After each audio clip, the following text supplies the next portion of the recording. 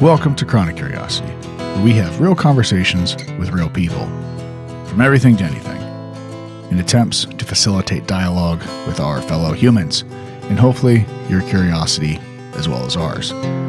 If you can withstand the show, we ask, most importantly, that you tell your friends and family, but also you can pick up some merch or just donate to the show at chronic-curiosity.com in USD or Bitcoin. If you feel so obliged, you can give us a good rating and follow on whatever podcast platform you so choose. But please feel free to reach out to us on the website or the socials, which can also be found on the website, chronic-curiosity.com. And here we go. Idea. Okay. Yeah. So we'll see. But I like the table. The table's awesome. Did you make this? Yeah, we did. Yeah. So we started off with just a round table that had like a tablecloth over it, and then eventually we're like, look, we need a table. Right. And then, so we went to Kidron, or I went to Kidron. Yeah. I can't remember. I can never remember the place. It's right there on Kidron Road before you get into Kidron. Yeah. Yeah. And I went and picked out this piece of maple, and it was one piece. It was one big long piece, because I realized to get a piece wide enough, that's a little expensive. Oh, not a little expensive. Yeah, it's a lot expensive, and it wasn't cheap as it is. So yeah, so we got a big piece, and then one of our buddies, Tyler Daso, helped me do this. We worked on it and did the resin pour in the middle, and yeah. So this side's spalted, but that one isn't, right? No, it is. It's has a little bit. Oh, I guess you see at the edges here too, but I'm trying to remember. I think it was. I don't know. I can't remember which end we chopped from, but it was just one long piece. I think we might have flipped it because just to get it was a character, but yeah, it's like that curly maple look, and yeah, I thought it was a neat little. It wasn't as bad as I expected, but I realized why. I don't know, like if you ever looked at how expensive these tables are. Yeah, so I worked at a furniture store for 4 months, and yeah, it's crazy. I mean, the number one, just the price, even if you want to do it yourself, is crazy. And then if you as a furniture store, you're paying a craftsman and then putting your markup on top of that. Right. I mean, it's just it's a very, very, very weird industry. And it gave me some appreciation for non-IKEA furniture, put it that way, in both like what goes into it. Not pressed, right? Pressed cardboard or whatever it is. So, but yeah, when I worked there, it was very eye-opening. I learned a lot in the 4 months I was there. So it was kind of cool. Yeah, you realize how much work goes into actually making furniture. Yeah, and then just as a store, I mean, they've got, 12,000 square feet of just thousands of dollar pieces of furniture sitting there for a year, and it's like that overhead is just insane.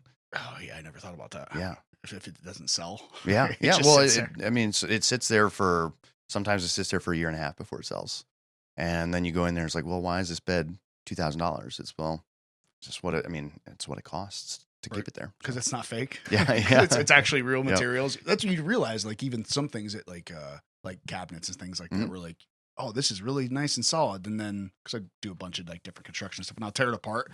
I'm like, oh, half of this stuff is just fake, press board and everything else. It's like, oh, well, that's how you cut the cost, right? For sure. But I don't know. Tony would yell at me since I didn't introduce you properly. Lance Kline. Yes, my name is Lance Kline. Yeah, appreciate you being here. Yeah, thanks. My thought was like, look, like, I know maybe this is just me and being silly, but like what we've always done, it's always just kind of like a open conversation. I think I've only had like notes laid out maybe in like 5 different podcasts that I've ever done, and people have to click on your face and name to listen to the episode. Yeah. So like they already know who you are. Right. But it's like, I get it. There's like some kind of, it's to be proper. Got to have a little bit of structure, right? I guess. Yeah. No, that is the fun thing about podcasts, is that you don't have to have like a rigid structure. So for mine, I do print out notes, but I've found that the way my brain works, if I don't have things laid out, I tend to, like, especially if we're having a conversation and I have a thought and I don't want to interrupt you or change topics completely, if I don't write it down or don't have some kind of a format, I'm going to forget it. And we're going to be talking about something completely different, and which is fine. That's actually what I like to do. But it's frustrating or I'm afraid it's frustrating to listeners where they're like, oh, I wanted you to like expand on that point, and we never get back to them. So, but yeah. Yeah, sometimes I totally get what you're saying, but sometimes I'm like, I don't care about the listeners. I'm doing this for me. Like Right. this is a selfish thing. I'm not getting paid to do this. Sure. You know, so at least not yet. You know, Yeah. maybe someday. But Sure. it's like like so I just kidding. I care about No, no. I care about the I listeners. think that's No. important. I think podcasts need not. I shouldn't say need to, but this style of podcast needs to be for you, and hopefully the listeners also enjoy what's for you. But if it's not for you first and foremost, it's going to come across like the genuineness of a conversation like this is what's most appealing, at least for me as a listener. Same here. Right. Yeah. So that's why I'm drawn to the long form discussions. I don't listen to many podcasts that are like the serial format where it's like a storytelling, Right. episodic type of thing. They're good. I just don't listen to them. That's not Right. what's inspiring to me. So Yeah, I have a couple of them that I listen to when I have time, but I always go for the long form first. Unless I'm going for information purposes solely, sure. then it's okay. Makes Right. sense. Like I have one podcast that I listen to that's like news-ish Mhm. politics. Sure. And then occasionally I'll listen to some that are like history type thing. Okay. I'm trying to remember what his name is now. If I wouldn't have thought about it, I would have remembered it. Dan Carlin. Yes. Okay. Yeah. I figured that's the only history guy I know that, and he is awesome. I like his he podcast. does like 6 hour long Right. podcast, but it's like, all right, it's almost basically like a book. Mhm. I'm basically listening to an Right. audio book at that point. Yeah. But like other than that, it's like, I would like it, like you said, the genuine just conversation piece of Right. it. It's like, oh, like this is cool. Like, Mhm. and that was one of the reasons why we started doing this was because it was just, it was mid 2020. So it was like mid lockdown, Right. basically, or right towards the beginning of all of the shenanigans. And it was like, look, like it just realized that, like, it seemed like no one was talking anymore. No Right. one's like having conversations. And I don't like, which was fine with me because I didn't like having conversations. But it was like, like we have this, like, why not like Sure. do something like Yeah, that? you had a lot of the audio stuff, right? Yeah. Yeah. Yeah. So it was, all right, like, why not? Like, and it was, and then I realized like having those long conversations, it totally tore down the facade of what we typically look at as like the normal life for most people. Like when you see like most people, they, you're watching TV or on social media, the news, like you see like It's polished. it's all the polished things. Or even when you're out in public and the Mhm. people you meet, there's just these quick little interactions. Right. There's, the little small talk stuff. And you realize that like, oh, there's people out here Right. doing really awesome stuff all the time that you're surrounded by. Mhm. And we never take the time to stop and maybe like get to know them a little bit. Right. So that's what I've inadvertently found that super fascinating. And that's kind of seems like what you're doing with your BN podcast. Yeah. So maybe a little bit of structure here Sure. for you. Maybe if you could tell, like, obviously we talk about the podcast because that's I think you're doing something really cool there. Thanks. But my favorite question is like, what was the journey?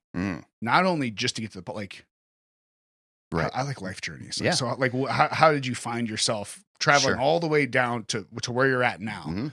to doing that? Yeah. Yeah. So I think YouTube has done, or maybe not YouTube. I don't know what it is, but something about like the internet has made, especially like millennials and younger, really invested in stories of people. Like it's allowed us to see past, like you said, the struggling for a word there, but the facade, right? Right. That front The that everybody, veneer of yeah, life. the front you put up when you go out to Right. the public. But anyway, so I think that's an interesting that thing that I've found out through the last 4 years or so is that people love those stories. Not only me, but a lot of people that are our age enjoy listening to who you are, get to know you, right? So I guess my journey has been an interesting one, So the last 10 years, I was born and raised in Holmes County. I've been there basically my entire life. Went to school for a year and a half. Went to Highland High School. Are you from this area? Yeah. Okay. Yep. So So I'm familiar with the. Yeah. Sure. So, my dad owned a concrete construction company, or owns a concrete construction company, and that was the family business. He got that when I was, I would have been 6 or 7. So I was with him, Yeah. from little on up. Right. So I went to school for a year and a half for computer science. Quickly decided, well, number one, school is not for me. I went to liberal arts school where you had to learn a wide variety of topics, and I do not do well with like learning something that I'm very bored with, So, I hear that. yeah. So that's another side note. That's another cool thing about podcasts is that you do hear a wide range of topics, but when you learn from somebody that's passionate about those topics, like Dan Carlin, I'm not super interested in history, but he does a really good job of his passion coming through in his episodes. So anyway, came back and started in the concrete construction company, and kind of, hey, that's what you're supposed to do, right? Like family business, it's a good opportunity. My dad worked his ass off for 15, 20 years to try and give me and our family, a good life, I guess. And so came back, did that. In 2015, I think it was, I kind of started to step into like a management position, and quickly. So at that point in time, we were at about 12 employees, and so quickly started to grow from there. So once my dad had been doing everything himself, he's very much the old style of doing things. Where when I was younger, I remember he'd get up at 3, 4 in the morning, work in the office a little bit, go out, pour concrete in the afternoon, go give estimates, come home, work on paperwork. And he's exhausted by the end. And he kept doing that even through that growth. And it just became kind of unmanageable. And I don't think he saw it at the time until I kind of stepped in and started helping him with some stuff. Is like, oh, like this can be easier than what it is. I don't have to do all So, of the things all the time. So we worked out of our basement. He worked out of the basement for, the first 20 years of his job. And so we worked out of basement. Anyway, quickly grew and built another location and moved into office and grew that. And at peak, we had around 50 employees, something like that. Bought some other companies. The last 5 years of my life have been a big roller coaster. So my oldest son was born with a heart defect. So he's 9 now. And when he was a baby, he was in the NICU for a few weeks, and there's just a lot of trauma with that. Right. Yeah. So that's one. And you don't realize these things are happening, like are building your story, right? As it's going, you're just dealing with this, right? You're dealing with these emotions, and sometimes you're just not even dealing with the emotions especially when it's like your kid. So anyway, so through that, everything, is great with him. I'll say that. Let's make it happy good. first. But so he had a procedure done when he was 2 days old, where they put like a stent, or not a stent, a balloon in his heart to open up. He had aortic stenosis, so his aortic valve did not work properly. And then that was for the first 5 years. That was great. And then the spring of whatever 3 years ago would have been 19, I guess. It seems like it's all the last few years. Yeah. Been a blur. Yep. They are. The doctor told us, hey, it's time to do something. The pressure in his heart was getting to be a little excessive, and they were worried about permanent damage, because ultimately you want to have the child be done growing by the time you do any intervention, just because, cadaver valves or whatever do not grow with them. So that was, I guess, one big thing that has been in my life. So in 19, I think Abby's going to listen to this, my wife, and she's going to be like, you got that wrong. And I'm like, yeah, I'm not good with dates. We get the idea. Yeah. So he had to have open heart surgery, and that was a pretty traumatic time. Right during that time, so the fall before that, we found out my mom had cancer. Oh, jeez. And so she was, at that point in time, that was about 6 months later, not doing well. So she ended up passing away in a few months after that. So I think it was June 30th. Again, I'm giving dates and they're going to be wrong. But anyway, so it's just like that. That's a lot of life coming at a person. All the while, I had also been trying to figure out who I am as a person. Yeah. So, you go through these life experiences that build who you are, and it's a lot to process, put it that way. So, after that happened, I was very much it gives you perspective, right? What's important? What do you really want to be doing in life? And I think up until that point in time, I hadn't really ever taken the time to consider I don't want to say it, like, it sounds weird to say, but like consider what I wanted. Right. Going back to the family business was very much a duty. Um, Growing the business was a duty. Doing all those things had always been duties. And while it's good to be dutiful, like there are times when you just need to do your duty.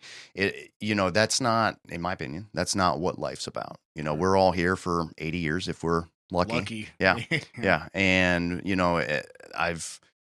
not quickly, I don't work quickly actually. I realized over that time that that's not what I wanted to be doing, concrete construction. So, um, first of last year, first of 21. Yeah, I kind of told Dad like, "Hey, I'm thinking about going another direction with my life," and I figured, story in your head is always way worse than reality. I was like, "Oh, he's gonna be like upset," and he was very supportive. I mean, he obviously was a little concerned for me, stepping away from that financial stability and not really having any idea what I'm going to pursue.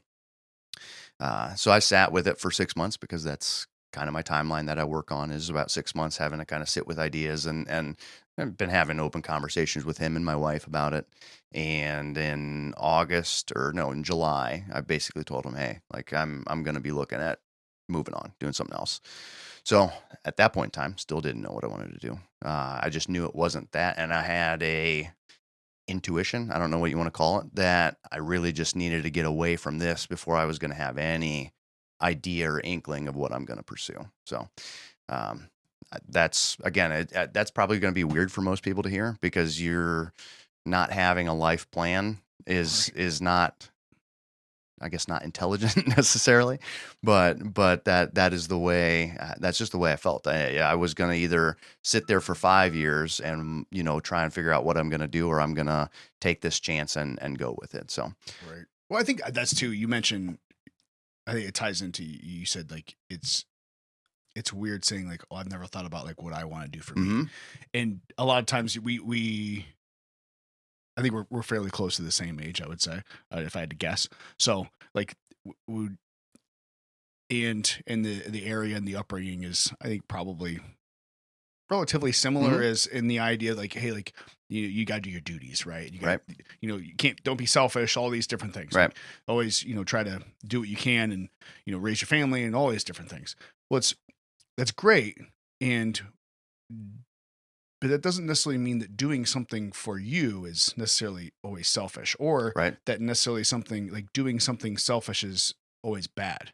Right. Selfishness can turn into very, very bad things. But, it was one of the biggest things, I've realized, as you start getting older and get in your late 20s and hit 30, and it's like, all right, like, what am I doing with my life? Like, who am I? Right. Who do I want to be? Like, do I want to be who I am now? Like, what am I doing? And maybe that's what it is. Maybe that's, you mentioned, those millennials, like enjoying people's stories, right? Because we're getting to that age, right?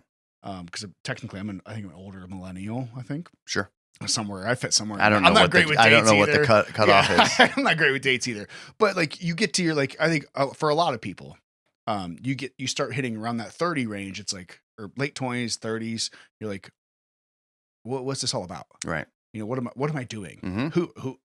Who am I? It's like it's like one day it just like hits you like, what am I doing? Like, I don't know. So like, and if you don't take care of yourself, and if you're not happy doing what you're doing, and if you're not fulfilled in doing what you're doing, then you're not going to be any use to your, your wife, your husband, your kids, your family, anybody. Because if you're just miserable and you don't like what your daily life, like, what are you doing? Right. So like, sometimes selfishness can be good for other people as long as it's. Oh no, I think it often is. I think, the language is a weird thing, right? When we think selfish, we think the negative side of selfish, and then that's very much the way I was raised, right? Don't be selfish. Well, then you don't consider what that truly means. You just like, well, that idea that automatically becomes universally negative. Yeah, anything I do for myself is bad. Right. When it's honestly probably 90% of the opposite. If you are going to do what you want to do, all those things that tail after it are also going to improve. Like if you're going to be more fulfilled in your career, your family life is going to be better. Everything will improve, right? Your connection with people, your ability to emotionally regulate, like, speaking of interacting with people, when you're not happy, ever been driving down the road and you accidentally cut someone off and he's honking the horn and giving you the bird, and it's just like, that doesn't stem from a happy place, right? There's no really joyous guy driving down the road. It stems from something else. And I'm not saying it's directly career related every time, but I do think career is it's a big part of who we are, right? You spend most of our time doing it, right? If Yeah. you're, working a full-time, quote unquote, full-time job, or if you're, like you said, chasing a career, right? Sometimes you're working much more than that. Yeah. Run a business or something like that. Yeah.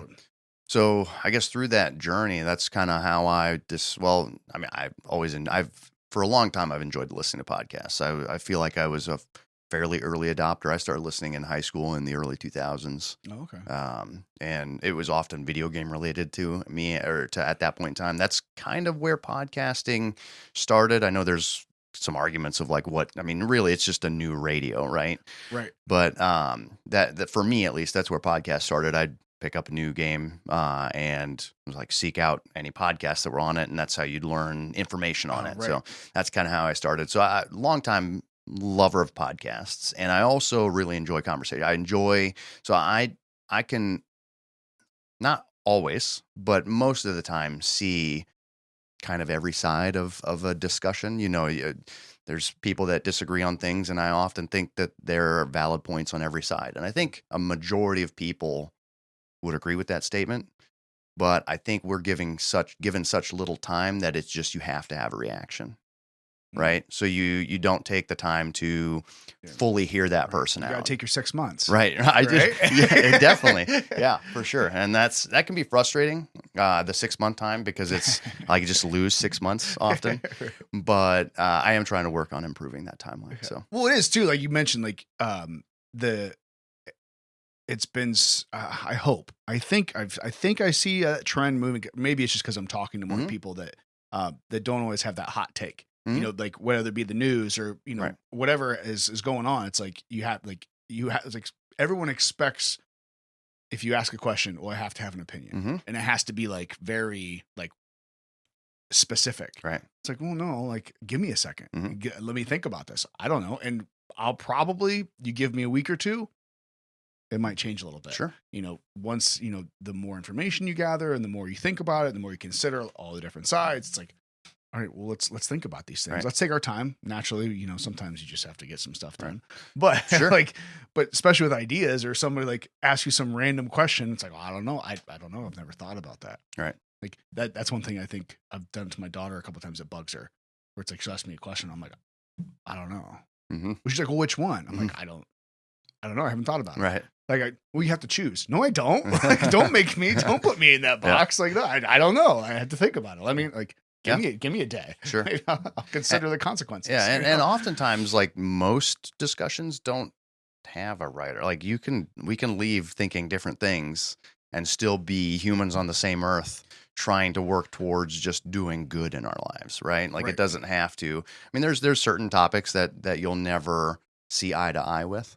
But a vast majority of those topics do not really need to affect you in any way. Right. Right. I think a lot of it comes back down to the language, right? Like you said, using your word, the definitions and language and words. Right. And, I think I've seen a lot of it. I think a lot of times it's, for the most part, I think most people are trying to live their life, be happy, do what, and, sensibly what they want to do. They just want to get through life. Right.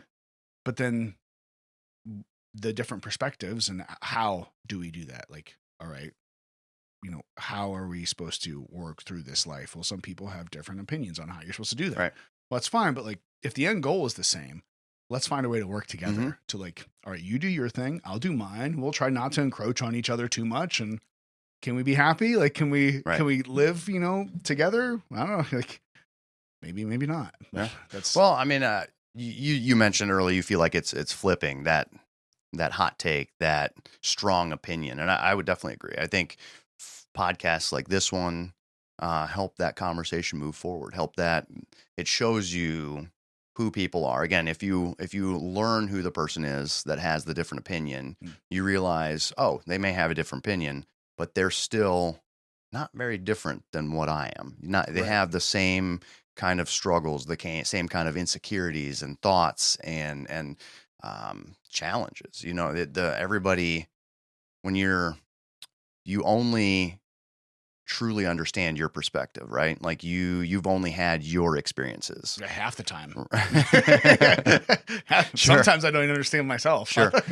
But I'm a pretty firm believer that people are a culmination of their life experiences. And when you start looking at things like that, you can be much more gracious in seeing, you know, when I mean, my kids are getting a little older, they're starting to have friends come over and stuff like that. And I try to not I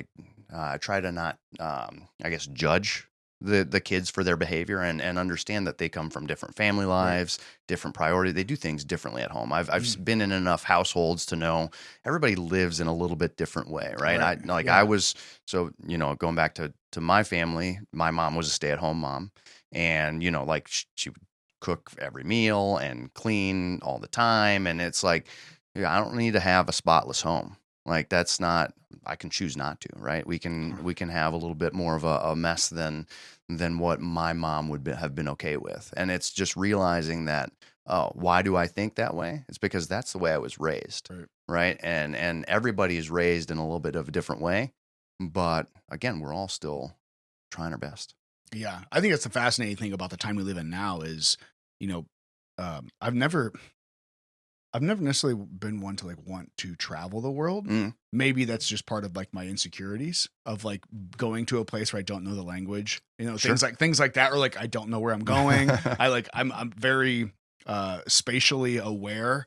Like you know, my mom lives a little ways away, a little side discussion here. Like, and every single time we would go with my wife, she'd be like, I don't recognize this. Like, it seems like we go a different way every single time. And I'm like, kind of. Yeah. She's like, how do you do that? I said, well, I know where we live. I know where she lives. And I need to travel that direction. And I know where the main roads is. If I travel far enough, I'll hit this road and I'll know where I'm at. So I just kind of go. But like not being in a brand new place, like with a different language, like all those things. It's like, it's scary. Maybe that's what it is. But the cool thing about the day we live now with the technology, it's like obviously you're never going to get the experience of, you know, going to a different country unless you actually go and experience it. But the gaining the knowledge and understanding that how different people live in different places and realizing that like I could have been born there. Right. I don't know. Like I don't know how this whole consciousness or like soul thing works. You know, maybe someday we'll figure it out. I don't know. Yeah. You know, maybe when I die, I have no idea. But theoretically, I could have been born anywhere. Right. Like I could have been wherever. Like pick a place, roll the globe, and stick your finger. Like you could have been born there. So why don't like understanding like this is like all these different cultures, all these different people, all their, you know, different religions and all these different things that they believe and the way they're raised, like are so vastly different. Right. Does that like doesn't necessarily change the person that they are inside. They've just been, you know, conditioned isn't the word I want. Because don't you get started on me about being programmed. Yeah, but like exactly. That's like you're just a product of your environment. Right. So, you know, wherever you are raised, you know, even if it's by wolves, whatever, you know, like, you're just what you're gonna know. So like you make a really good point. It's like it's just you become a product of what you've lived through. You know, and I find it fascinating when people make certain decisions or change their life entirely intentionally. That's fascinating to me. Like, and that's cool. And being able to look back, I guess taking that, trying to wrap all that up, looking back on my own life and realizing like, you know, not judging people. Cause it's like, oh, I remember you want me to tell you about all the times I was an asshole? Yeah. Cause how much time you got, you know? Cause I was like, I can tell you all these different things of how terrible of a person I was. So like, people have the ability to change if they want to. But sometimes, especially with kids, like they're just a product of their environment Right. at this point. So it's like, all right, let's give some people some grace, because, until they are of their own agency and able to realize that, like, hey, I'm being a jerk. Like, what's me being a jerk to them going to change? Nothing. Right. Like, so it's like, it's fascinating to see all of these people just, the whole thing just like organically like grows into this weird, I don't know, thinking about the earth and all the people on the grand scheme of how it all works. It's like, I don't know, it blows my mind sometimes. Yeah, no, it definitely is. It can be, it's one of those things I love to think about, but I never get anywhere on it. Oh, you know, right? Yeah, like I I never, I'm like, my brain just goes, I've never like been like, all right, I've got it figured out now. But it is a weird evolving, I think we're a lot more of a, I mean, if you want to use hive mind or just like connected in that way than we realize. And there's, going back to speaking of like people being a product of their environment. I think when you have that knowledge and you can look back and again, not be like you're still going to be affected by those things, but not let them affect you unconsciously. Like understand why do I have a feeling of like I need to clean all the time. Like I'm the cleaner in our house. Like as far as like, if floors are mopped, it's going to be typically by me. And then there's aspects that Abby handles, right? That's a whole other thing. But when you understand why you have those impulses, then it allows you to make better informed decisions, I think. Yeah. Right? Instead of just the reaction, understand why you want to give that reaction. And then you might still have that same reaction, but at least you're in control of, I guess it's emotional intelligence is really what it is. So if you're aware of why did that guy pulling in front of me piss me off? Why did I honk the horn and flip him off? And like, why did I do that? Okay, well, I know that I got yelled at work earlier today.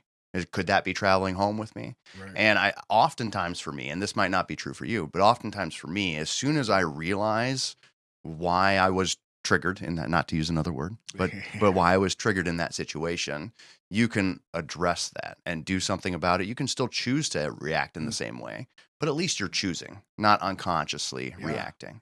Yeah, that self-reflection. Right. Was it, I think Tony, he coined the phrase, and I love it, being honest with your self-appraisal. Mm-hmm.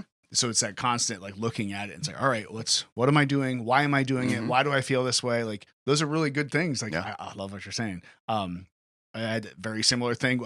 Some happened with work, and it's like, I could just feel my blood pressure rising. And I'm like, you know what? Like, as soon as like, it is what it is. Once it is what it is, like, all right, well, it surely cannot be what it's not. Mm-hmm. So here we are. This is the scenario. Why am I acting this way? Like you said, like, because, I'm upset by this, that, whatever. Is me having like freaking out and losing my mind, is that going to help? Probably not. Okay. Well, what do I do now? Sure. I guess we just put our head down and go through it, like, and try to make it the best we can. Sure. But it's like that constant inner dialogue, of talking to yourself. Right. And I didn't learn that until, I'm still trying to. Aren't we all? It is, but it's an ongoing thing every day. Yeah, you can realize it 20 times in a week. I mean, sometimes like, yeah, it's fascinating. How did you come to that like place where you're able to kind of have that internal check and thinking about it? And listen, I'm still learning too. Like, don't like everything that I'm saying. You have to take it with a grain of salt, at some right? point, right? So, I mean, I think it's through that journey. I mean, that last 5 years of mom dying and of my son having open heart surgery, it just makes you seek things, I guess. I don't know. Like you want to, again, you're starting to question everything at that point in time. And I think maybe it's not even the having mom die and having, open heart surgery and all that. Maybe it's just, like you said, maybe it's like, oh, we're at our 30s and this is what you do when you hit 30 is you start like analyzing all these things. Honestly, so you mentioned I think, was it Tony that said stop lying, or like Be the honest with your self-appraisal. Yeah. So that was a phrase I used with Abby, my wife, quite a bit over the last 2 years, of like, I need to stop lying to myself. Mm. And it had a lot of it tied to work. Stop saying you're okay with like doing this thing you're not happy with. And also religion. Just like I've grown up in a very Christian area. A lot of things never really made a lot of sense to me. And you're not told not to question, but you are pressured not to question, if that makes sense. No, you don't. You're preaching to the choir here, brother. Yeah. So yeah, I've been there. Yeah. So it was, in my mid-20s, I realized it was like a weird progression. I can speak a little bit better to religion on that, but it was like a weird progression of, in my late teens, it was like, I'm a Christian. Yep. Early 20s, it was like, well, I don't know if I am, but I'm going to say I am. That way I'm safe. I won't go to hell, right? And then by mid-20s, I was like, that's still, like, God still knows if I'm not. right. Like, so that's not going to make it. So who am I lying to there? Right. It's just myself. Yeah. And like, I don't think it's valuable. I don't think lying to yourself is valuable. Like, what are you going to learn? How are you going to improve your again, going back to that, if you want to look at it as selfish, but I feel like that selfishness improves everything, right? That when you take time, like, I'm going to selfishly work on my worldview and think what I'm going to think, and not think what mom or dad or the community wants me to think. As long as you're being constructive about it. Sure. There's a right and a wrong way to go about it. Sure. But just being honest, again, like, not so often, even, okay, on the way up here, I was nervous to be on a podcast. Obviously I've done many podcasts, but it's a little different being on, being a guest on one. And originally I turned on a podcast on the drive up. I was like, you know what? That's stupid. Like, I've got 30 minutes that I can just spend thinking about how I feel. And instead of pushing that nervousness down, and it would have surfaced right outside of your door, and I would have been a lot more likely to be a mess on here. Right. I took that time to, number one, I did spend some time in, if you want to call it meditation, of just like trying to have no thoughts, appreciate. It's beautiful out today. Yeah, gorgeous. Appreciating the clouds, the cornfields, just the green, right? Yeah. Appreciating the earth we're on. But then also being okay with being nervous. Like, in years past, when I would have been more unconscious to it, I would have said I'm not nervous, because I would have been lying to myself, right? To try and make that nervousness go away, right? Don't have to face it. Instead, on the drive up today, I was like, I'm nervous. Like, my hands were kind of cold and sweaty. I usually sweat for the first 15 minutes of every single podcast that I do. Sure. And so I get it. Yeah. So then I just took time, and honestly, like, in the end, as I was coming up here, I was like, I'm just like grateful for this opportunity to like just grow, right? I'm gonna walk away here having been a guest on one podcast, and that's under my belt, and now I'm a stronger person for that. And that mindset of not lying to yourself just allows everything to be better, in my opinion. Oh, I 1,000% on board, even though that's not technically a percentage that you can do. It is 1,000%. Yeah. But that's how I have a very, it's funny. I have a very similar experience through those years of my life. Is I view it as like, until my late 20s, I spent my entire life lying to me and everybody around me. And it was not always necessarily like, it's weird. Like, not always necessarily like big lies or little lies, but it was like these lies that, for what reason? Like, I'm lying about who I am to make other people happy, so they like me, or whatever whatever it is. But then, well, if I'm lying to them to make them happy and like me, well, then who am I? Right. Because now I'm not the person. Like, right. I'm not the person they think I am. Yeah, I am a complete I am a complete facade.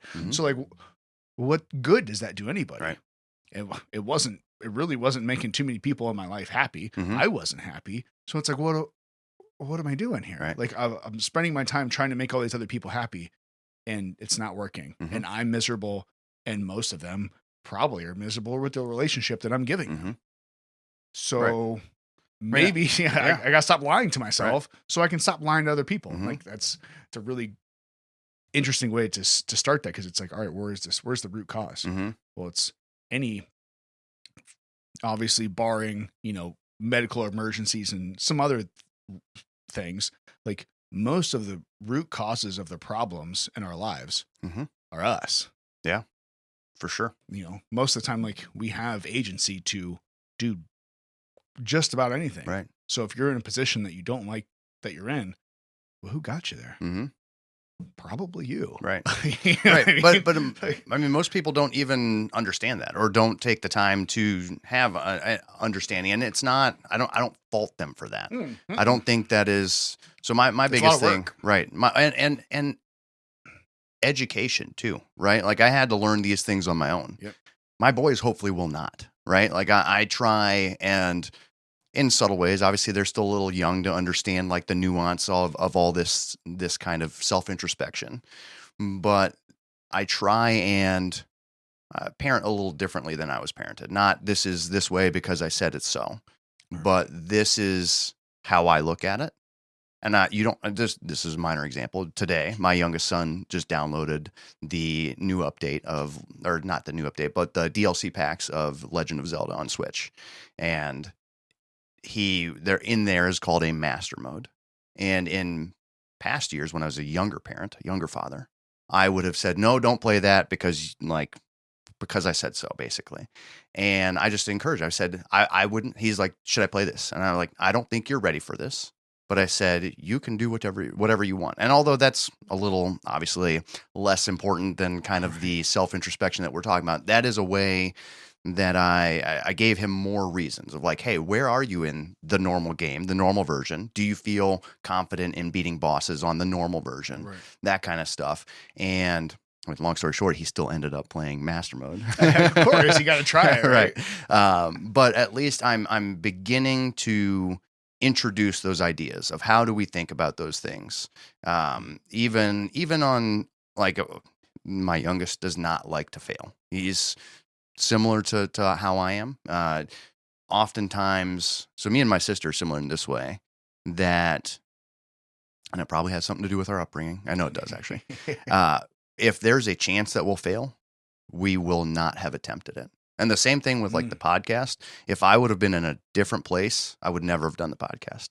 Because even now, like I release episodes, I'm like, good Lord, like those are terrible episodes. Nobody wants to listen to those. And I'm embarrassed that especially like the first ones are even online for people to listen to. It's like, I was really bad back then. Yeah, but I hear that. But I just think, try not to think about it. Right.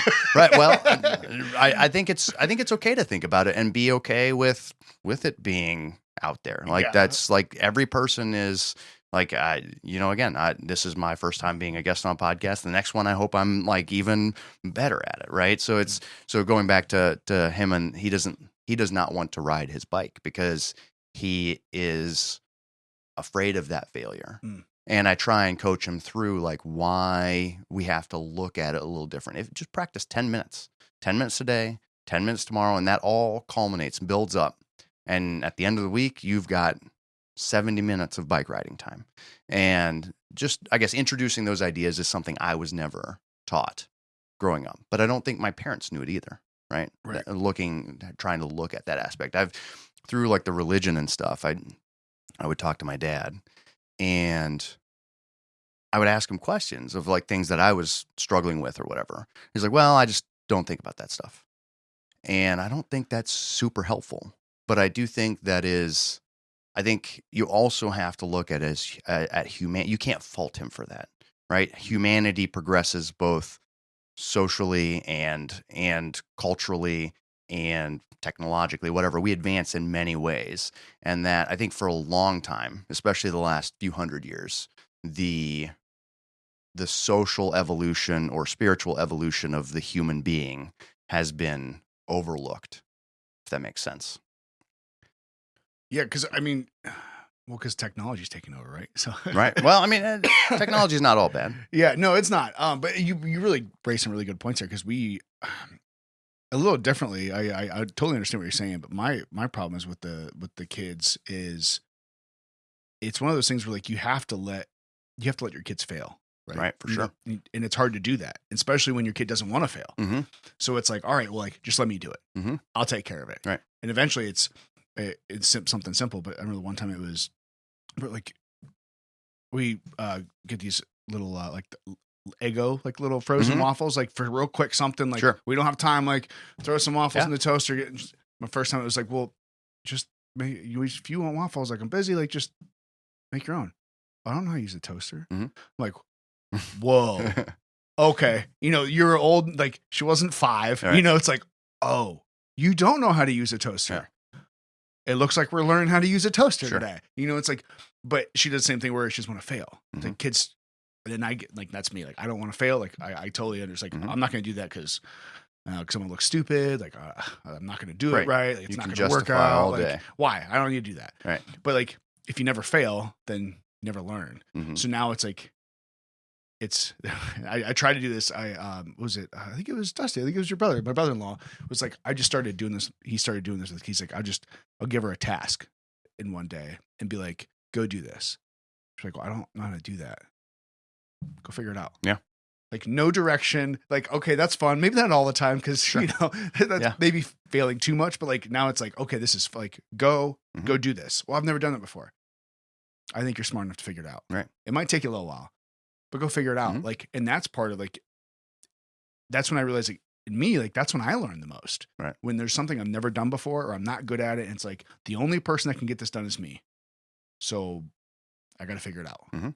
Like, and that's when it seems like people learn the most is when they don't have anybody to depend on. They can't have somebody do it for them. Now, great. We have YouTube and Google and all these things, which really help. Right. And we can glean all this information off of each other. But until you do something yourself, and you're ready and you're willing to fail. Right. Maybe that's what it is being willing to fail.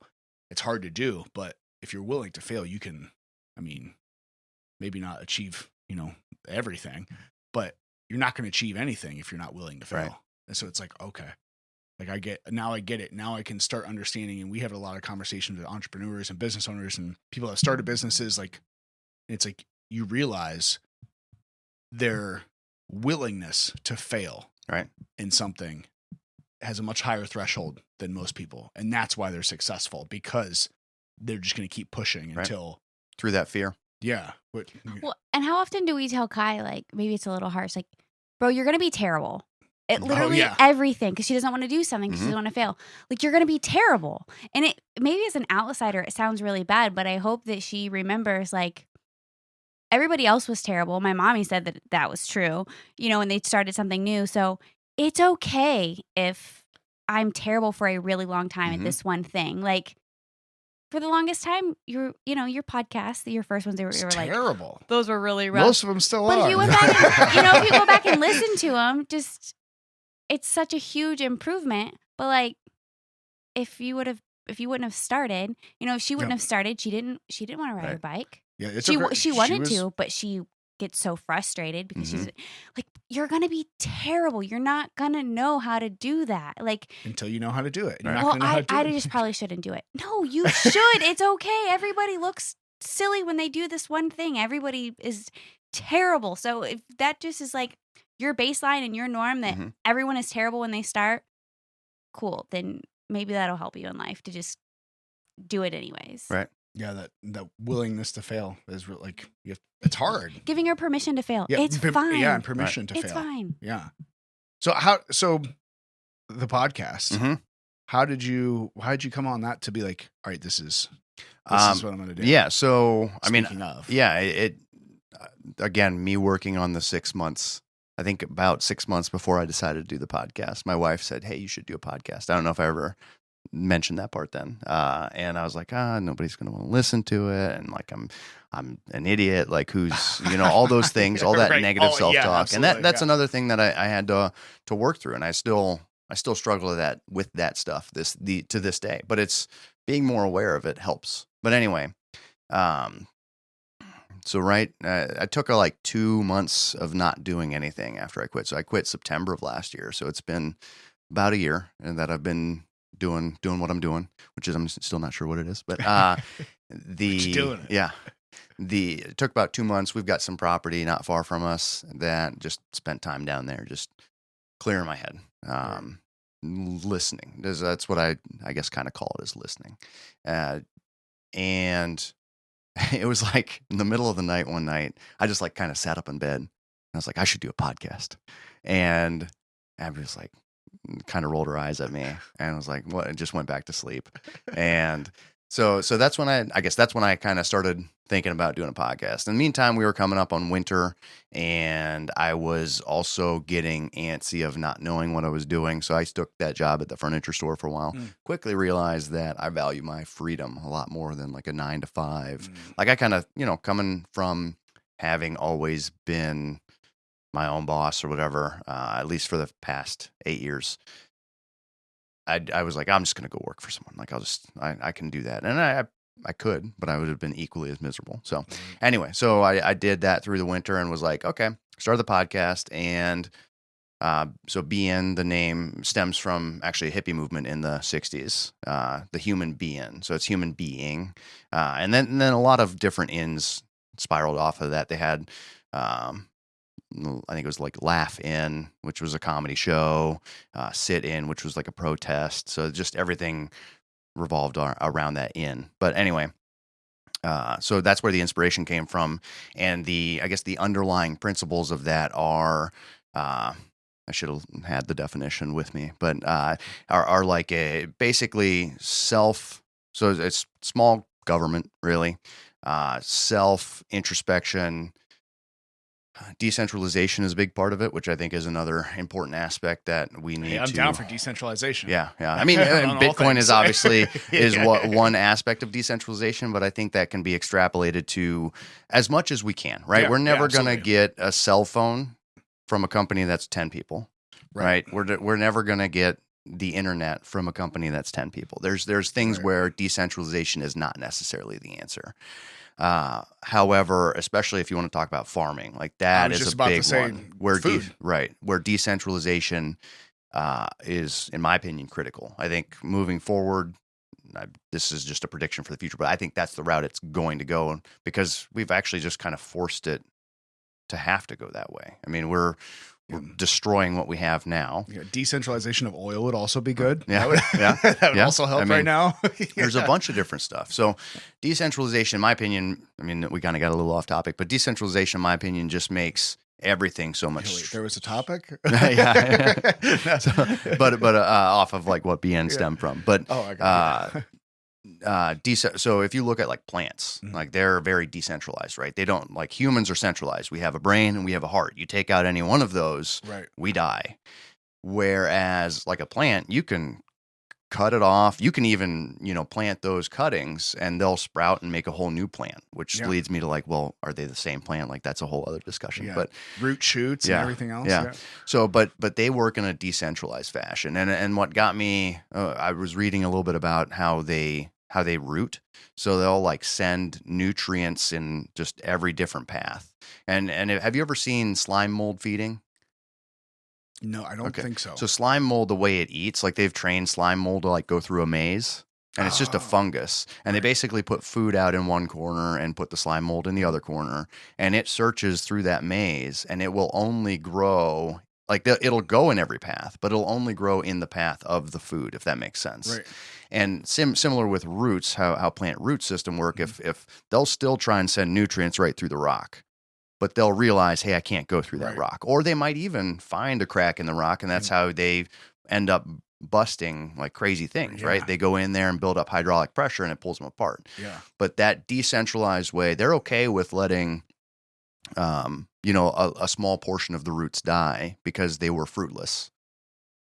But by putting out hundreds of roots instead of one main root, they were able to succeed almost every time, right?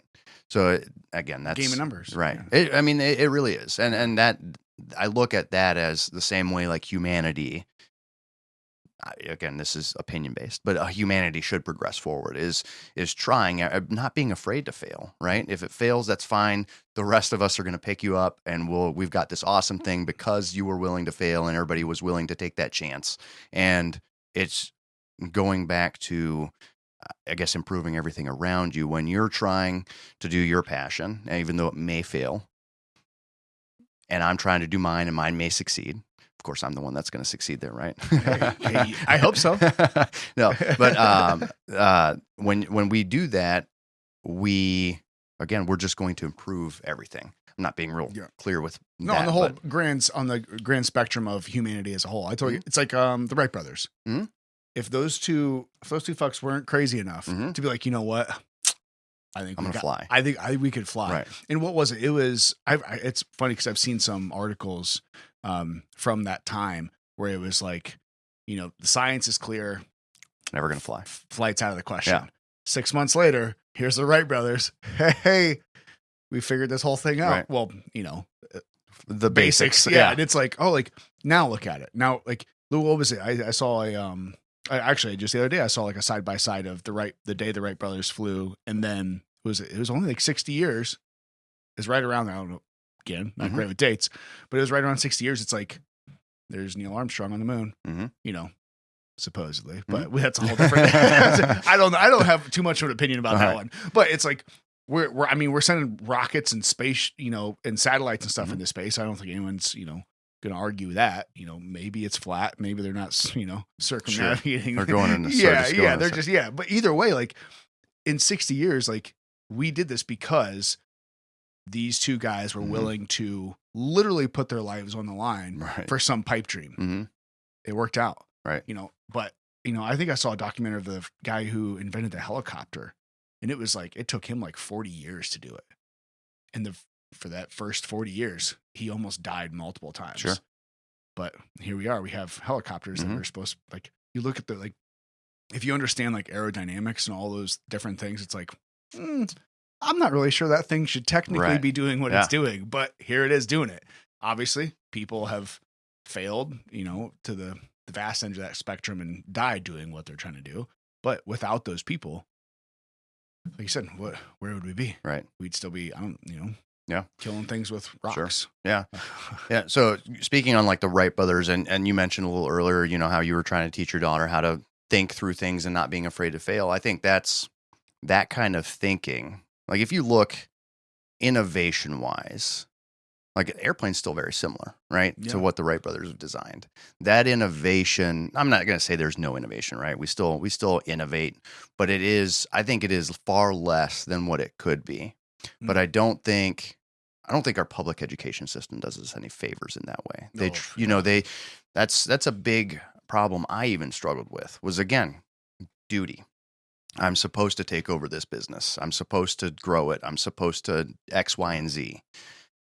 When you're not taught how to think for yourself, you're expecting at your daily job, I'm going to get this direction. I'm just going to do what I'm told.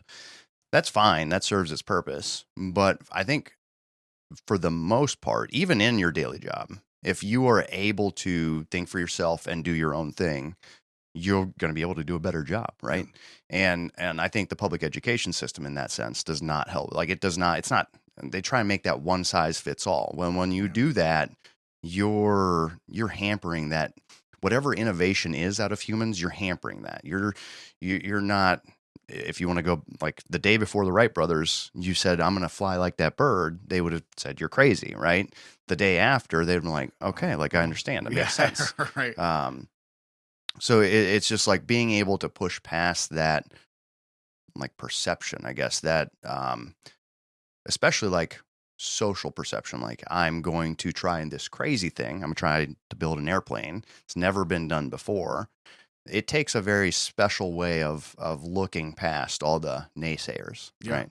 And that's a hard skill, especially when we kind of try and beat that out of kids.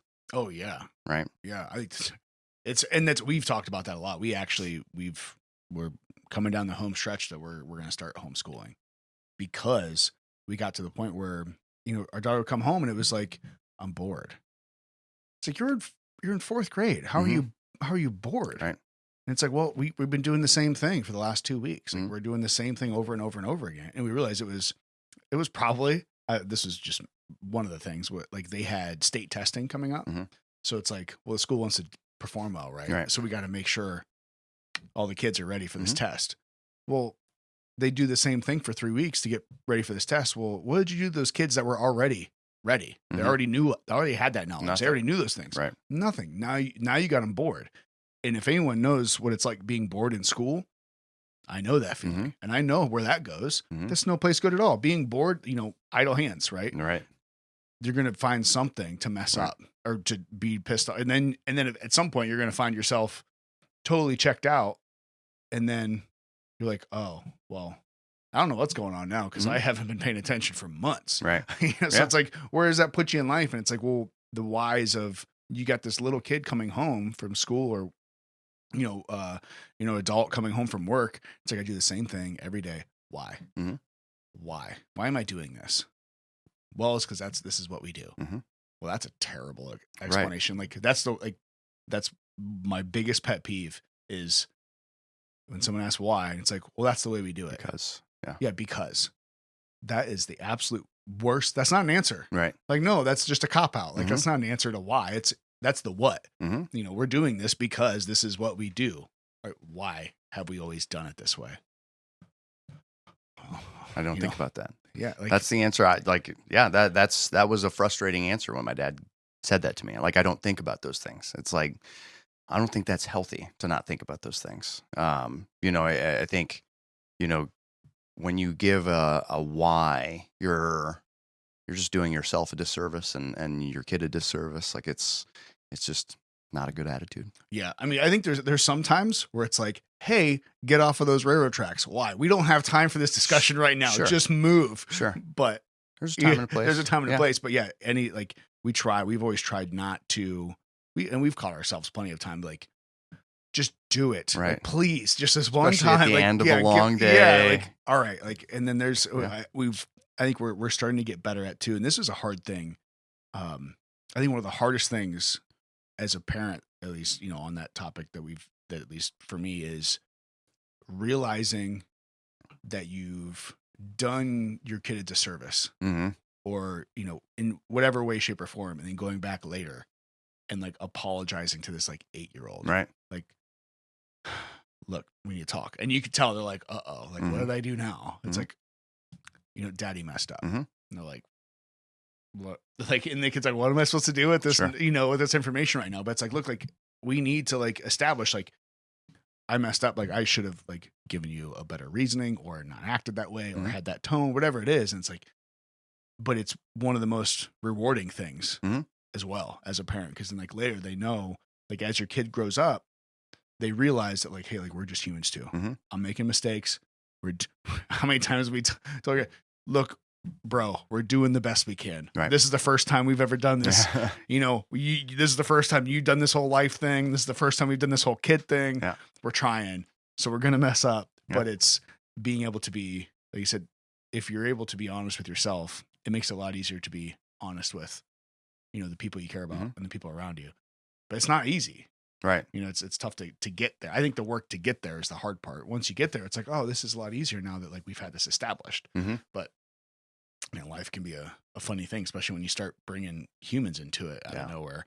It's a big it is a big perspective changer. It's I was 24. No. 25 or 6. When I had the my dates. right. I get 25 you. or 6. I'm 33 now and my son's 9, so whatever. Yeah, it's That somewhere would- around there. Yeah, Yeah. they're 25. When we had our first kid, and it's just like looking back, I'm like, who let us have kids? Yeah, we Like- just said that the other day. Like, Like, who? right, Like when we bring Shouldn't them home there from the be- hospital. right. Like, we're just gonna walk out with this? Yeah. Like, Well, we're almost the same age. I'm 33 and you're 35, and Yeah. she'll be 11 next Mhm. month. It's like, yeah, who What? who Right. approved this? Right. Like, what? They just allow you to have kids, and yeah, then, like what? and it is. I mean, I guess that is just. I mean, obviously, nobody can not let you have kids or whatever. But I do think that's Well, it another depends thing. on which country you live in. Sure, that's true. But that's another thing about our culture. It's I come from an Amish background, and it's very much get married young, have kids young, Right. that kind of thing. Put your nose down and go work, and that's it. And So that's just kind of what was expected, right? And I mean, I'm not going to say we didn't want to have kids. We both wanted to have kids, but it would have been, well, I guess, nice to have like a different perspective of like, hey, this is what this is going to entail. Not the waking up and changing diapers. Everybody kind of understands that, but Right. the fact that you're responsible for like another person, Yeah. like completely, like, and Yeah. you are a big reason that they are who they are when they're 20, 30, 50. Yeah. You're going to be that foundation that you set. And dude, I messed up a lot I mean, I still mess up, but Yeah. you definitely have to get to a point where you can apologize. And that is, it means, it probably doesn't mean as much to them now, but it for sure will. You know what I mean? As Yeah. far as that apology, they'll be like, all right, yeah, thanks, whatever. But I do think when they like talk to their friends about those and those kinds of things of like, oh, your dad never like said he was sorry to you for like yelling or flying off the handle, whatever. And it's like, I mean, I think that's invaluable. That lesson that you're setting, that standard that you're giving them of like, hey, it's okay, even to your what would be looked at as not, I don't know, subordinate's a weird word, but Yeah. somebody that you're in charge Yeah. of. Yeah. In a sense, yeah. But it's still like a true leader will apologize for their mistakes, right? Yeah. Yeah. I think it's part of that, developing, them and their character, Yeah. right? It's like, all right, well, I have to, you have to consider when you have these kids, like, it's not just, I know they say there's that debate of like only 50% of, your personality is nurture Mm. and the other like 50 is nature. There's definitely some nature and There's some nurture. I don't know what the percentage Yeah, is. I don't know either. I think that's a wildly debated topic, but you realize that like there's a very good portion of people, like we've talked about, are the product of their environment. Mhm. Well, a big piece of your environment is obviously your parents and how you're raised and the things you're taught to do and what not to do and Mhm. how to act and not to act, all those different things. It's like, but it's like we knew that, but even just realizing it now, like 10, like 11 years later, it's like, oh, like this little thing, it's actually like, Mhm. gonna grow up to be an adult, Right. like an actual human. Mhm. Like this is a person that we created out of thin air, basically. Like, and this is gonna be like somebody that goes on and lives a life and interacts with people that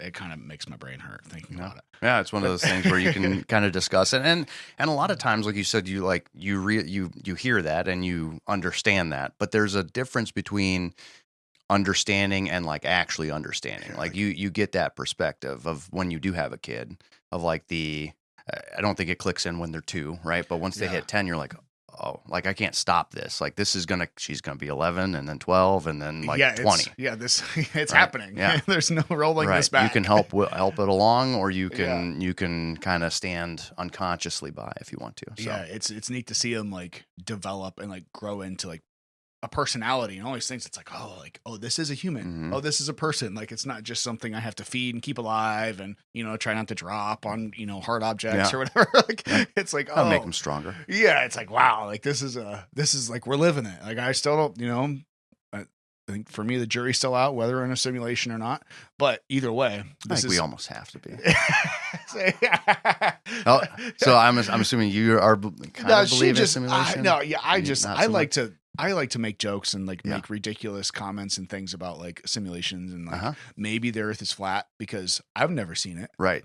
You're only being told what to think there. Right. You have to at least be open to it, or I think you're doing yourself a disservice. Sorry. Go ahead. Yeah. No, but that's like I make that like I believe. Right. This is one of the few beliefs that I will say that I have. I believe that the Earth is a spherical shape. I also believe that. Yeah. But I don't know it. Right. Absolutely. So there's a distinction there. Sure. Like, but when you say like, I don't know the Earth is round, people are like, what? Yeah. You don't know that? Like, well, you don't know it either. Have Right. you been to space? Right. I haven't. Right. I haven't seen it. Yeah. So like, if I haven't seen it, like, how do I know? Mm-hmm. Well, scientifically, it's Yeah, proven. It's like, okay, you run the calculations. Yeah. Okay, then you can, but you still believe it until you actually can prove it and know it. Yeah. Like in science, I mean. No. That's a whole different discussion Sure. too. Like trust the experts, right? Like what experts? Right. Like who's an expert? why are they an expert? Because someone said they are, Right. because they got some education, or like, I don't know until I know that they're an expert. Like it's that perception of life, right? Mhm. Of what's really going on around us, what's all of these different things. It's like, well, we're all viewing this whole experience from our own, Mhm. Perspective. Right. So this world could be a lot different to, the people around me experiencing it the exact same way. Right. Just like, is the color blue? Like that kind of basic. Yeah. Does this taste like? Why do olives taste like absolute dog shit to Right. me? But she loves them. Yeah. I don't know. Yeah. Do they taste the same? Maybe. But like, why do you like dog shit? I don't know. You know what I mean? Like that's one of those, like, there's very few things that like foods, like different things. Like, does a strawberry taste like a strawberry to everybody? I don't know. Right. It just happens to be good to most people. Mhm. Like, it's like those things are like, I don't like I don't know. Yeah. All the questions that I think about. No, I don't listen, get it. I hear you. That's definitely stuff that when you kind of open that can of worms of I guess spending time with everything, you start understanding that nothing is as concrete as we're led to believe it is. You know what I mean? Or I shouldn't say as we're led to believe it is. There's a lot of things that are worth questioning, put it that way, or worth at least thinking about. Yeah. And that's, going back to like the simulation thing. It's like, I don't know if we're in a simulation. It seems to make sense to me. Right. But there's that thing, like going back to language, simulation means like a weird thing to people. They think metaverse, and it's like, I don't know that that's exactly what we're talking about. It's a version of that. Right. But what's above that simulation? I mean, number one, who knows?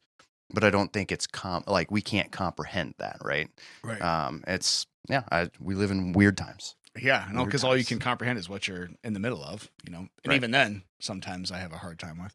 Like, Sure. I don't know what's going on. Especially a little bourbon, and then you just let the thoughts fly. Yeah, you just sometimes. Wait, but I am going to reel it back in here. Okay, reel it back in. So, so how did you decide? Finish that conversation. Well, I listened to the Emily podcast because, Lex. Yeah. So how did you decide who you... Oh, and I also listened to the, I can't remember her name, the Instagram coach. Yeah. And it made me think of Fred because I was like, bro, you have to like niche down, Mhm. And he's like, okay. Not doing it. My niche is that I don't have a damn niche. And I'm like, Yeah. okay. I probably should You listen roll to with that. it. I should probably listen to that But episode. so how did you decide like how you wanted this podcast to go and the direction, and did you change your mind halfway Oh through? yeah. Or I'm changing every day. Yeah, that's good. No, yeah. So originally I had kind of similar thought process as you. It's like, I want this thing to be huge, right? Joe Rogan 2.0. Oh yeah, I have. Yeah, that'd be sweet, but I have no, false Sure. But I'm just saying, like the idea, the human in us is like, I want it to be as big as I can be. We have the access to the internet. I want this thing worldwide. And the more I learn, so I guess to first answer your question on the direction, I am not like I wanted to kind of highlight because like the thoughts I was having were all new. And I don't think they're unique to me, but they were new to me. And It's scary sometimes. Isn't it? for sure. But I wanted to show people that everybody has those fears and doubts. Yes. Everybody, like the Wright brothers were also like, I'm sure they were not like, just like, yeah, we can do this 100%. Like they had a lot of doubts, and every entrepreneur or someone who's changing their life dramatically has these thoughts, and the act of even overcoming just the thoughts, not necessarily succeeding in the thing that you're doing, but deciding to move forward with that idea is life changing. Yeah. It gives perspective. It gives compassion. It gives, countless things that it gives you that is then in your tool belt. And, oftentimes the only difference between, a guy that we look at as successful versus the person that doesn't succeed in life is just that willingness to say yes to something that's unsure. So I wanted to bring that kind of thinking to just have a discussion with people that think that way. Number one, going back to like doing it for selfish reasons, but also showing people that they're not alone in those struggles, right? Oftentimes you're in your head, I'm the only one that's ever struggled with this X thing, or I have no idea. And I think conversation is a great way to put that stuff in perspective. So that's kind of how it started, was like, this is what I'm going to do, is share these conversations. And then, originally I didn't really have a target audience. I wasn't, I knew I wanted to do in person. And I knew I didn't want to, or I knew I wasn't going to be able to get some guy from California to do a podcast that nobody listens to, right? So I was like, okay, I'll focus on Northeast Ohio. And that was kind of how I guess kind of arrived at that target audience, like who's going to drive to me to be able to be on the podcast. And then, from there, I've just kind of honestly shrunk it down. I still say Northeast Ohio, but I try and like intentionally focus. Even just yesterday, I was talking to Abby. Like, I need to, like, I was saying like Holmes County, Wayne County, Tuscarawas County, Coshocton County, like basically the surrounding counties of Holmes County. And then just yesterday, because I was looking at applying, I'm looking at doing, maybe setting up at different events in towns and just talking to whoever wants to come up. Right. And I was going to there's a Harvest Fest in Berlin that I'm going to do. And then I was looking at doing Worcester Fest. And I was like, you know what? I'm going to take the advice and maybe niche down and focus on just Holmes County for right now. And honestly, you obviously you can do whatever you want, but that the way it's described to me is like, you can first get that niche, and it might take you a year or two to get all those people, and then you can expand. You can still expand to the no niche eventually, but the targeting like specific growth is, I think there's something powerful about intention. When you set like an intention of like, I'm going to grow in this space, it allows you to work on that. It gives you something to focus on. I think our focus is a powerful thing. When we focus, whatever endeavor you're in, if you're focused on it, results will follow, right? So anyway, all that to say, like, I'm literally just yesterday, I think it was, decided that I'm going to like even narrow it down a little more. So it is constantly evolving. But the idea is just to share those conversations. And number one, I think we think like people are afraid of sharing their thoughts, which is, it's odd. I mean, I struggle with it to this day. That's actually probably been one of my biggest struggles to overcome with the podcast, is just like, oh, people are listening. Like, we come from a pretty small community, and they're pretty one way of thinking. Right. And so it's a challenge overcoming that. So yeah, no, I understand that fully. I think maybe that was probably where it kind of comparing and contrasting there is, where I realized a few years ago that, at least just me, when I stopped lying to myself, and I was able to stop lying to other people, and then it was, okay, now the next step would be being honest and open with myself, and having that constant internal dialogue, and then being able to be honest with other people. Like, that's another step. It's one thing to not lie, right, but it's another thing to be honest, right? Because that can be a little trickier. Honestly, lying's really easy, because you to the most part, like, most people are like, all right, well, I think this person wants to hear this, right? Or I kind of guess it, but like being honest, where it's like, all right, here's my opinion. Oh, is that little guy that we got? Got him. Saw him. Table polish. Yeah.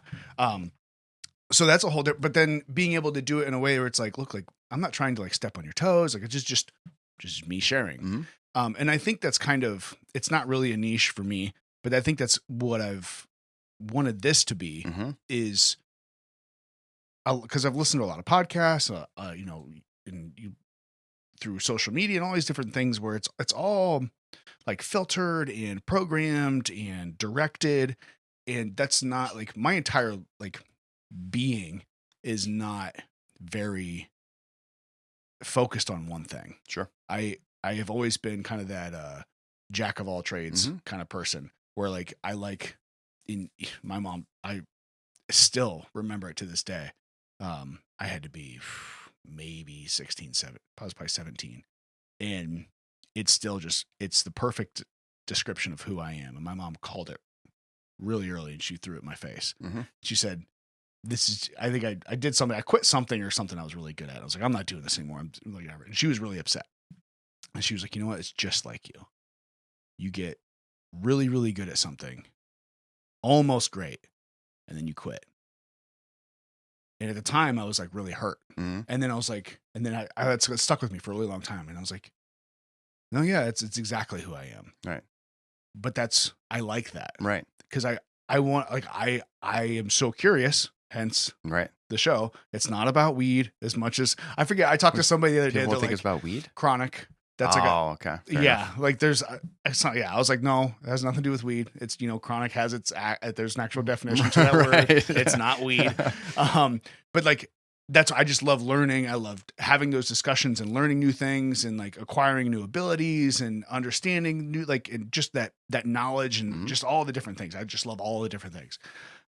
So like this show for me, at least personally, has become like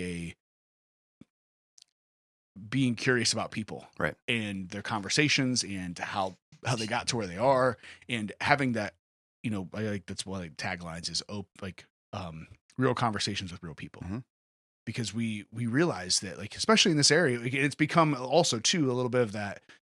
It's like we talked about. It's kind of a country area, farmland. We have like Cleveland and Akron, some of the cities that there's not huge cities, but we're kind of like.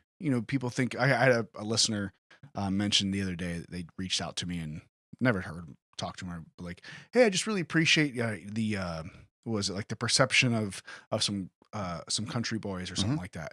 I'm like, well, I don't know if I'd necessarily always fit into that category, but I get what you're saying. And it was like, but there's so many awesome people like doing awesome things in this area that it's like, if we just stopped and had some of these in-depth conversations with people and learned about people, it's like, oh, there's so much really interesting things that we realize and we hear and we gain from other people, like just through those conversations, that it doesn't necessarily have to be about this one thing. Like there's no way I could do a podcast talking about one specific thing all the time. For sure.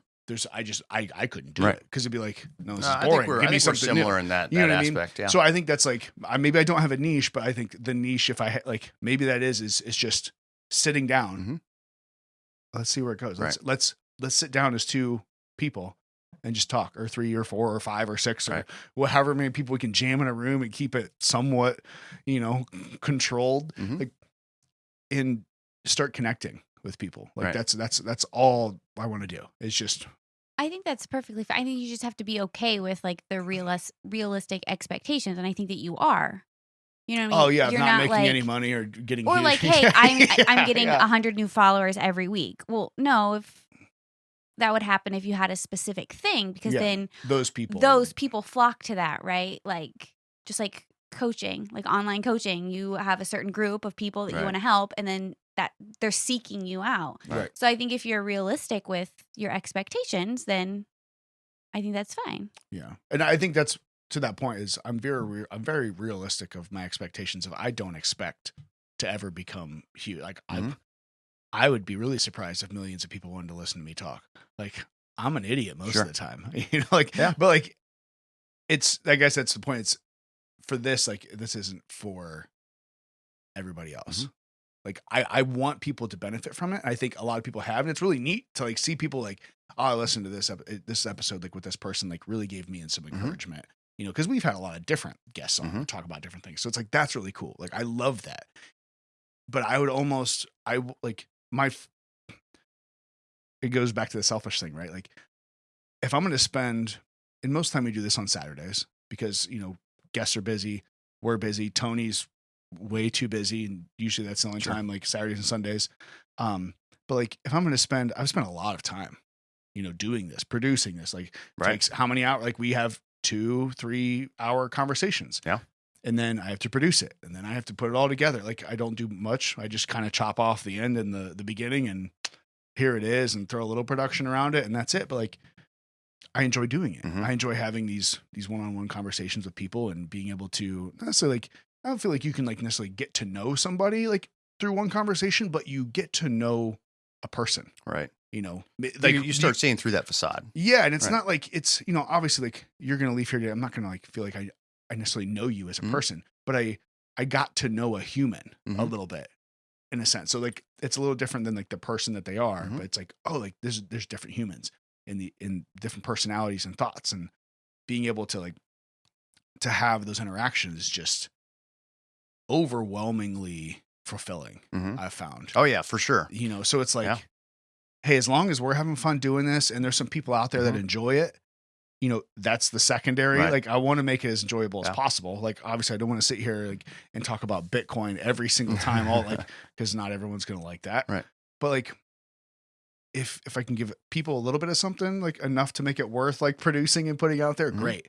But ultimately, like if I'm not enjoying this, like what's the point in doing it? Mhm. You know what, just to make money? Like you said, like Right. go to a You'll be in job. the same spot. You can Right. you can do that with anything. Yeah, I can go and you know Right. work You for can do somebody that easier ways. Yeah, much easier ways and make much more money Yeah. probably. So like, you know, like you said, you have to being selfish sometimes is kind of the first category in succeeding, right? You Right. have to enjoy what you're doing. Yeah.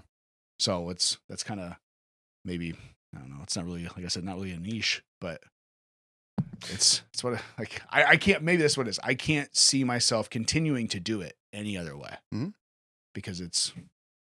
Sure. No, that's fair enough, and it is super challenging. Listen, but like I fought that tooth and nail to be like having like a target audience just Right. because I didn't want to. I was very similar in the way I thought of it, and it is super challenging because you feel like you're leaving. Number one, you're leaving. Like I very much want to grow my audience, right? I'm sure Right. you do too. So it feels like you're leaving possible audience members on the table, but really you're not, right? Right. They can still tune in if they want there's to. millions and there's billions of people out. Well, Yeah. we just reached 8 billion. Did Like, we? yeah, I Oh, think boy. I think that's what it's up to, All 8 right. billion now. So Allegedly, who knows? Allegedly. Did you count them? Did I hear? So, Ooh, touche. no, but so going touching on, oh shoot, what was my point now? This is why I write things down. leaving people on the table. No, but you mentioned, so jack of all trades. Yeah. I'll take a little bit more. That's good. There you go. Ooh, Thank you. you're very welcome. So being a jack of all trades, I've always very much looked at myself. It's interesting that you say that because I've also always felt like I'm a like jack of all trades. And the saying is like master of none, right? But there's actually a more complete version of that saying, which I'm forgetting of right now, but it's jack of all trades, master of none, but better. What do you know what it is? I don't know off the top of my head, but we okay. literally just talked about this a couple weeks ago. But I was it like, made me I never realized there was a whole saying this, and I love it. I love it even more now. Yeah, because it gives you. Our world is very specialized, right? We pay the specialists. Like that's who. I mean, obviously we pay them in money, but that's just kind of what pushes society forward is specialists. So I think that's great, right? We need specialists, but I think the jack of all trades are also very important. I think I think what you're doing is important. You know, having those conversations with all those people, it number one opens, like you have a fun experience, but it also opens like other people can have that experience with you, right? Yeah. Those specialists can then understand that there's there's a whole lot more to people Than just their specialty. Yeah. Did you find it? Jack of all trades, master of none, but oftentimes better than a master of one. Yes. Yeah, that's what it is. Yeah. I need to remember that. Yeah. So but we need those masters of one for sure, right? Because that's where you get your really, really special people. But I great. love having conversations with those masters of one as a jack of all trades person because it shows you everything has levels to it. Mm-hmm. There's building a table, drinking bourbon. Like it does not matter what it is. Every pursuit has levels to it. And you're only going to get to certain levels by being that master of one, right? There's no guy that's going to do 100 different sports that's going to be the best at all those 100 different sports. And I think that's a fascinating thing too, is even when you focus on one, it doesn't depending, like at some point genetics comes into play. Oh, for sure. You know what I mean? Like no matter what you're doing, eventually genetics comes into play where no matter how hard you work, no matter how hard you focus on it, almost always there's going to be somebody that's better. Mm-hmm. Even if you both put in the same amount of time and effort, their genetics just takes them a little bit further. And like, that's even in podcasting or sports, obviously sports is like the most blatant Right. example. That's the easiest one. You know, and I've looked at like seen that in like bodybuilding. Mm. Like it's even funny, like because that's another special category there where like these elite bodybuilders, like they're doing all types of drugs. I mean, it's just right. like that's they're doing. Everybody is. Yeah, Lance Armstrong. Everybody was cheating. Yeah, on the Tour like de France, Lance. right? Yeah, it's like even Lance Armstrong was like because no matter how far your genetics get you, if you have something additional to put on top of that, like you're gonna have an edge. Right. So like even with all the edges, or genetics is the only thing you can't change. Genetics is the only thing you can't change. Right. So like Lance Armstrong, like yes, he was doping and doing all these things, but guess what? If he didn't have the genetics, right, he wouldn't have been Lance Armstrong. Because what was it? I think I saw that there was like they tested all of. Like at one point, they tested like all of the top finishers or something like that. They had to go back 18 places or something like that. Yeah, and it was like find someone that wasn't that wasn't doping. Well, like okay, I get that. So that means that person like was the only one that wasn't doping, and they did a really good job. But that means that there were 18 or whatever other people behind. I mean, allegedly, he wasn't doping, right? Like right. He could have just been like a negative. He just test. could have been better at like hiding it. Right, he was the Russian. But there were 17 other people that still lost to Lance Armstrong because of the genetics. So it's like, and I guess part of that, it's I kind of have a little bit of a nihilist in me, to where like, I don't know if you've heard me say, I've said on the show a handful of times, but like the second I realized that the universe doesn't give a shit about me is when I found purpose in my life. Because when I know a lot of times it sounds a little funny to people, but for me, the way I look at my life is it always felt controlled. And there was, the religion piece. I kind of grew up on that as well too. So like the second I realized that my life in the grand scheme of things, at least to me, obviously I don't know what's after, but I thought my life means absolutely nothing in the grand scheme of things. Okay. The universe does not care about me one iota. I die right now. Yeah, there's going to be some people that have some heartache, but as far as the universe goes, and for the most part, the vast majority of the world won't notice it at all. So the second I realized that I don't matter is the second I was able to realize that now I can make my life matter to me and make my life matter to the people around me. Sure. So it's like now I have agency where it's mine to do with what I want. And it's not like some predestined, maybe it is, maybe I'm in the simulation, I'm just programmed to do this. But to me, that was like when I realized I was nothing, that gave me the ability to become something.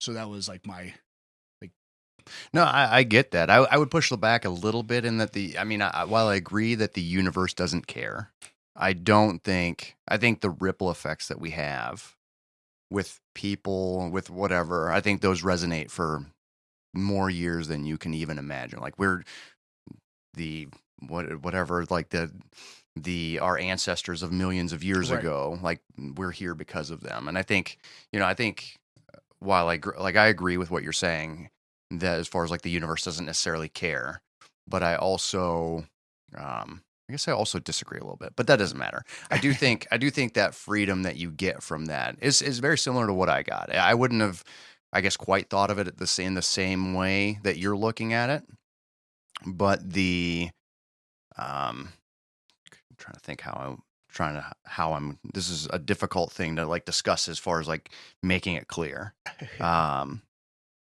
I don't know. Maybe we'll come back to it.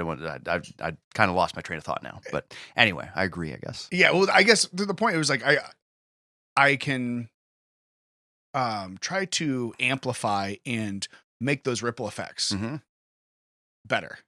It's no longer like, hey, this is my life. This is what I have to do. I have to go down this path. It's controlled, and this is what I am destined to do. Sure. This is what I have to like. No, it's up to me. Like I can do whatever I want with my life. Sure. Theoretically, anybody can. Now, whatever you do might have some different consequences on how extreme the things you do are, Mhm. but in a sense, like I have the ability, and maybe that's part of it too, is just part of my, um, previous self in a sense, or my upbringing or whatever it was, is like, I always felt like it was like life was always going to be nothing. Like it was just, that's hard to explain. No, it's like, I get what you're it's saying. like, I always felt like it, like put in a box where it was like, Mhm. like this is just life and I have Right, to this suck is it what it up and I is. have to, this is what it is, blah, blah, whatever. And it's like, second I realized like, no, like this, it doesn't have to be this. I Mhm. can make it whatever I want. Right.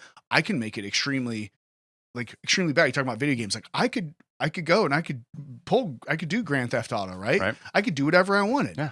I mean, I might end up in prison for the rest of my Sure. life. I might end up dead or like whatever it is, but like I could do that. No one's stopping me from doing that until, they do. Mhm. But so then it's like, oh, well, maybe I could take this, newfound like little ball of energy and knowledge and hope and go, well, that means I can do something, whatever I want and make it good. Mhm. And I could make it beneficial for other people. And like realizing that, like, I say this a lot too. It's if you're doing something nice for somebody, but you're doing it because you enjoy it and it's a little bit selfish, does that then negate the benefit the other person gains from it? No. So Right. at that point, like, does it matter why I'm doing it? I don't know. No. Does it?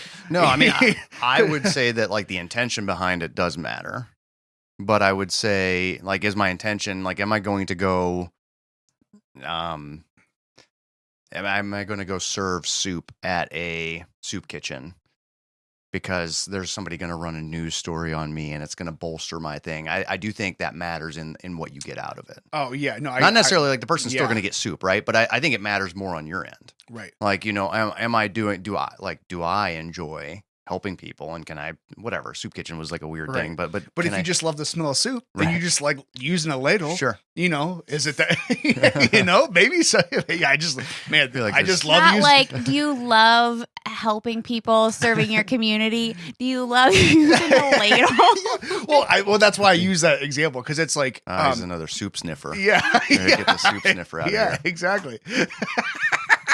Well, to your point, it's like, all right, if you're doing something because for like what they call it, the clout, is that what the kids call it these days? Maybe. Maybe. I'm not good with the lingo. Well, like you said, if I'm a politician, Yeah. and I'm going to a soup kitchen and I'm serving soup because of that, that press. Mhm. But the second I walk out of the door, I'm like, oh, these dirty bastards! Ugh, I can't believe I'm even here. I need a shower. Like, Right. Okay, that's different than going, yeah, I just love ladling out Right. soup. This is great. Sure. And these people are getting benefit too. And Right. you know what? I kind of like helping them. Mhm. Like, this wasn't my intention. I just came because I love ladles. But I also enjoyed helping these people out. You know what I mean? So it's like, does it really matter then that like maybe that's what initiated Right. the context of what you're doing. Sure. That's what it is, if it's just purely self-interest for a dishonest reason, like the politician, Right. doing it. Yeah, I would also agree. That's a kind of a different category. Sure. But like, I guess in a sense, bringing it back to like this, like if I can bring an entrepreneur on, or if I can help promote your podcast, but I mean, I invited you here because I wanted to talk to you, and I enjoyed talking to people. So like, if I didn't enjoy talking to people, you wouldn't be here. Right. But now I can also have this conversation. That's not even proper grammar at all. It feels like, but like now, like I can also like, hey, check this guy out. He's doing some cool things. Like check this lady out to start her own business. Like all these different things. Like you can enjoy doing multiple things for multiple different reasons. I guess there can be duality, right? And there's really duality in most of life. Okay. And I think that that's one thing too. People, we often lose sight of that. Like more than duality. There's more than just duality. It's not everything's always black and white. There's always it's always shades. Right. There's always different degrees and different levels of why people do things and what they're doing and what the cause is and what the product is, and And that type of stuff just, I don't know, it just sits there and rattles around my brain until it's like, all right, we're all very human. Yeah, right? I can't figure this out anymore. We got to stop thinking about this, like eternity or whatever, or infinity. It's like, right. Stop it. Yeah. It's starting to hurt now. It can be mind-boggling. One of my favorite things to do is to just go outside, lay in the grass when it's dark, and just look at the sky. The stars and that kind of stuff. And I feel like we're doing ourselves a disservice with some of the light pollution, but that's a whole other discussion. Yeah. But there's things that in life that change your perspective. The way you think of where we are. Right. Oftentimes we look at ourselves very individually. And, I'm me, you're you, and we have roads we drive on. We really interact with our world very little, right? So like we went out and saw the redwoods this spring. So Abby had a wedding out there, and like talk about like kind of putting you in your place. It's one of those things where it's kind of pointless to like try and describe it. You really only can see it. Like even pictures don't really work. But just like the mass of these things, and then just even like if you want to extrapolate that, it's like those things are teeny in comparison to basically everything else out there, right? Right. So, but yeah, that just happen to be the ants. Yeah. Yep. It's the whole ant discussion of like, are we in charge of our, like, ants basically operate off of pheromones, and their world looks very different than ours. And I don't know, all that stuff is really hard to come to a conclusion on, right? It's fun to think about, but you never really get anywhere with it. No, but but to your point, it gives you perspective, right? Yeah, it helps you understand and think about those things. And maybe that's why I tie like that, the universe doesn't care about me kind of thing, is looking at it from that perspective, where it helps give me perspective that I am just this person, walking through the steps, or, being that little ant, crawling around doing its thing. But at the same time, I'm not, because like I can affect people and have these, interactions. And so it's like being able to see both sides of, yes, I don't matter, but I am making ripples. Right. So like holding those two ideas in your head at the same time is difficult. Right. But to me, it's important because it helps give me that perception on like what, like, or at least it helps clarify maybe some of my like drives and desires. Sure. Like, okay, why am I doing this? What am I, like we talked about, like that introspection, right? Yeah. So it's like, okay, like this whole thing is just, I don't know, but it's a big old thing that's happening. So here I am. Let's do it. Like, let's have fun with it. Yeah. You did say you like to stare at the stars. You think we're alone out there? Are they real stars? Are they real stars? I do tend to believe they're real stars, but again, I've not seen any. I don't know. Maybe we are in some kind of dome. That could be. I've read that book, Stephen King, Under the Dome. You've ever heard that one? I have not. Oh, no. Okay, never mind. I'm sorry. No, that's fine. That's fine. But yeah, I mean, as far as if we're alone, I mean, I think the chances are pretty low that we're alone. But I've not seen an alien. Me either. It's kind of disappointing. Right. No, the closest experience of an alien that I've had, I saw one thing in the sky that I definitely did not know what it was. It kind of, so it traveled like a satellite. So maybe it's just a satellite, but it traveled a lot quicker than most satellites, and it would basically, you see it here, and then it disappeared, and then appeared, across the sky. But anyway, that's about the only experience I have with anything that was close to a UFO, short of just like a whatever random sighting in the sky. So right, yeah, I don't know. Like, I've always heard those people. Like, I always saw it, like because some of those people, you hear them talk about it. Like, they were convinced. Yeah, like they know what they saw, and it's like, okay, human brain's weird, and it plays weird tricks on you. I mean, it really does. Like when you talk about memory, like. There's memories that, like, okay, my dad tells us one story, and he will tell it every few years. He tells it. We went fishing. This is how he tells the story, and then I'll tell you how we went fishing, and we were fishing for crappie, and I set the hook so hard that when I reeled it in, there was just nothing but crappie lips on the hook. Okay, that's the story he tells. I am not anywhere in that story. That did not happen to me. It was a story I was with him when somebody else told him that story. And he remembered that for some reason as me being it was me and him. So like that's an example of like how like and I'm sure I know that's happened for me. I know there's things that I've remembered. Me and Abby have been going back. I'm like, no, I'm right on this. And then we look it up or find out and I'm wrong. Like, and it's like, I swear in my mind, like that's how it happened. So it's like to be able to say from memory that you have, like, that what you saw was a spaceship. Again, I'm on the side that believes that there are aliens around or about. Are they here? That's a whole other discussion. Right. And even what is an alien is a whole other discussion, right? As you look into dimensions and all that kind of stuff. That's what I think Bigfoot is. Listen, I'm all for that. I do not say that this is 100% the way, but there is something interesting when you start looking at like what thoughts are, right? So there's something interesting in like how thoughts, and like often those thoughts are expressed in art. So if you want to look at like Chewbacca from Star Wars, and then like how that compares to like Bigfoot, and I don't know, it's interesting to me that. I mean, I'm sure you've heard of like you basically build your own reality, right? What you perceive to be true kind of becomes true, and art often becomes the future, which is another, I guess, kind of cool thing. Orwell, right? Yeah, that's scary though. Well, we need to just make better art, and that's just make better. Right. We just need to make like art that's not. I follow an Instagram account that's like Protopian Futures. I think that's like the opposite of dystopia. Gotcha. And it's actually kind of cool. It's like it's a much better version of that, like. What the future can be. Well, it's like what you can imagine, right? It goes back to you have this imagination or you have this plan, or you have this idea you want to do. Well, if you never had the idea, you're not going to do it. Right. So it's like if nobody ever had the idea, well, we could probably fly like birds. Well, then no one's ever going to create airplanes. So if you never have those crazy ideas that you fail at, well, then none of them will ever come true.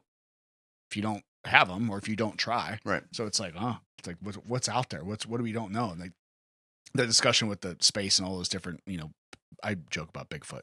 I don't know what's going on with that. Sure. I think that's a lot of life, right? We don't really know. Yeah. But I do think it's interesting. The one that really opened my mind to, maybe like interdimensional type stuff, was the realization when I was reading some, different scientist books and different things where it was like physicists. I love like hearing physicists talk about like really. I enjoy it things, too. Yeah. Especially when they can explain it well. Yeah. I don't know if you listen to Lex Friedman, but he's got a good podcast. He's one of my favorite. Anyway, sorry. He's good, and I love listening to when Brian Greene is ever on a podcast. He doesn't do a podcast, but he's like a physicist that kind of does well spoken. Yeah, well spoken, articulate. I actually got one of his books up there, but he's super intelligent, and he's able to kind of translate his intelligence like down to my level, so I understand. No, I get it. That's important. Yeah, or like a Neil deGrasse Tyson kind of fellow. I disagree with Neil deGrasse Tyson on some things, but he's just kind of an asshole sometimes. But that's he all right. is. That's him. He That's really just him. is, isn't he? Yeah. But like realizing, like the day I realized that that we have acknowledged that there's dark matter, antimatter, and dark energy, and they're like, well, what is it? And they're like, yeah, we don't know. Right. So we have multiple things that are existing all around us all the time that we can say they exist, but we have no idea what they are. Right. It's like, well, then how do you know anything? If you like, this is your job, right? And you say this thing exists. We don't know what it is. Right.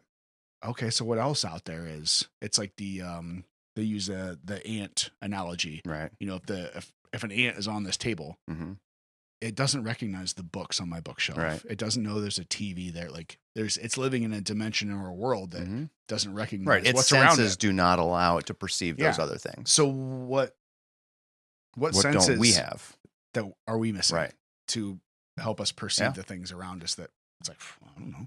Right. No, I think I agree with that. I mean, there's I shouldn't say there's most likely things that we cannot sense. Right. We obviously don't know because we can't sense them, but it does not make sense. It does not I'm saying sense a lot, so I was looking for another word, but it doesn't make sense to me to say like, yep, this is it. Like we're the top of the food chain. We've got everything figured out. We know all these things. I've actually often thought, because we've started beekeeping this summer. Oh. And like we go in, we open the hives, and we'll inspect. And I mean, we've even got to like, if you want to do a mite check, you scoop out like 300 bees and you put them in alcohol and you kill those bees to like check and see how many mites are on them and stuff. Oh, okay. And it's like, we do that for the health of God. Like, what if we're being farmed by something? And like, we don't like those bees don't know what's going on. Right. Like they have no idea. I can even open the box and they'll fly around. But as soon as I close that up, they're back in their own little world doing whatever. And, I'm killing those 300 bees for the greater good of that colony.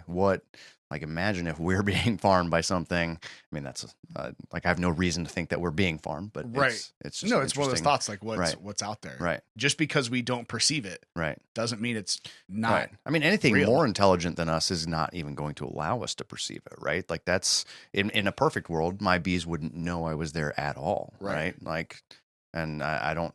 Yeah. Anyway, that's a whole other thing. It's fascinating to like really when you go down that brain trail. Yeah. The senses is a weird thing because there's, the same way like you were talking about genetics play a role in sports or whatever it is. I think that's true. I think that's true in senses too. I mean, obviously there's the physical senses that we have, but I think, intuition is a sense. And there's people who are more in tune with their intuition and others. I mean, even if you want to look at like old religions or like shamans, that kind of stuff, those are very intuitive people. And I think those senses, again, as we get more physical, I guess, we tend to like forget those. And I think those are basically the same as muscles, right? When you don't work out, your muscle atrophies. The same thing. When you don't when you don't ever follow any kind of gut feeling, like you start to lose that ability to feel that gut feeling. I think that's a sense for me. I think that's a sense that is often overlooked. I've never thought about that before like that. I mean, it makes sense though. Just same thing as like if you don't use your brain, like if you're not learning new things, then right, you're not going to learn. But we're often discouraged from even thinking intuition is anything, right? Right. I've had enough experience in my life to know that while I don't know that it's like a super mystical force that I'm going to rely every decision in my life on. You're not going to become like telepathic? Is that what you're saying? Maybe. I don't know. I hope so. Might need Neuralink for that. But that's a whole different ballgame there. But I have in my life experience, I can't help but feel that intuition is something that I can at least utilize. Right. There's something there. Yeah. Well, that's like, I guess it goes back to the, like realizing that there's a lot of things that we can't explain. Mm-hmm. It's in my mind that would allows me to at least leave it up to question, not say, oh, like as once again, I always use the example of the flat earth thing. If I don't know, that means I don't know. Mm-hmm. So that means if I don't know, there is room for error in a sense. So I don't know. Maybe. Right. Why not? I'm not going to close it out. Why would I do that? That doesn't do me any good. Sure. I'll leave it open because you never know what it'll become. Right. Like let's leave the door open. Going back to like the stagnation of if you want to go back to like plane travel or whatever, it's like when you're forced to, I feel like when you say like I'm scientific, to me that like while I agree with that sentiment, when you start discounting everything else that's not also been proven along with what your science is, you lose what science really is. Right. And like we very much, number one, to be like, as a company, to be financially secure, you want something that you're investing in that's guaranteed, right? So you don't encourage those new ideas, those out of the box ways of thinking. And this goes back to your like earlier point saying of like, oh, you feel like things are changing around. I would agree with that. Even the out of the box ideas, like what they're studying scientifically, is changing, right? They're just starting to play with the physicists are just starting to play with around with leaving the idea of like time even existing or space and time even existing. That was foundational or has been foundational for the past however many hundreds of years. Well, was Einstein the one that came up with that? That would have been only like 100 years then. Anyway, a long time. It's been foundational. And they're looking at...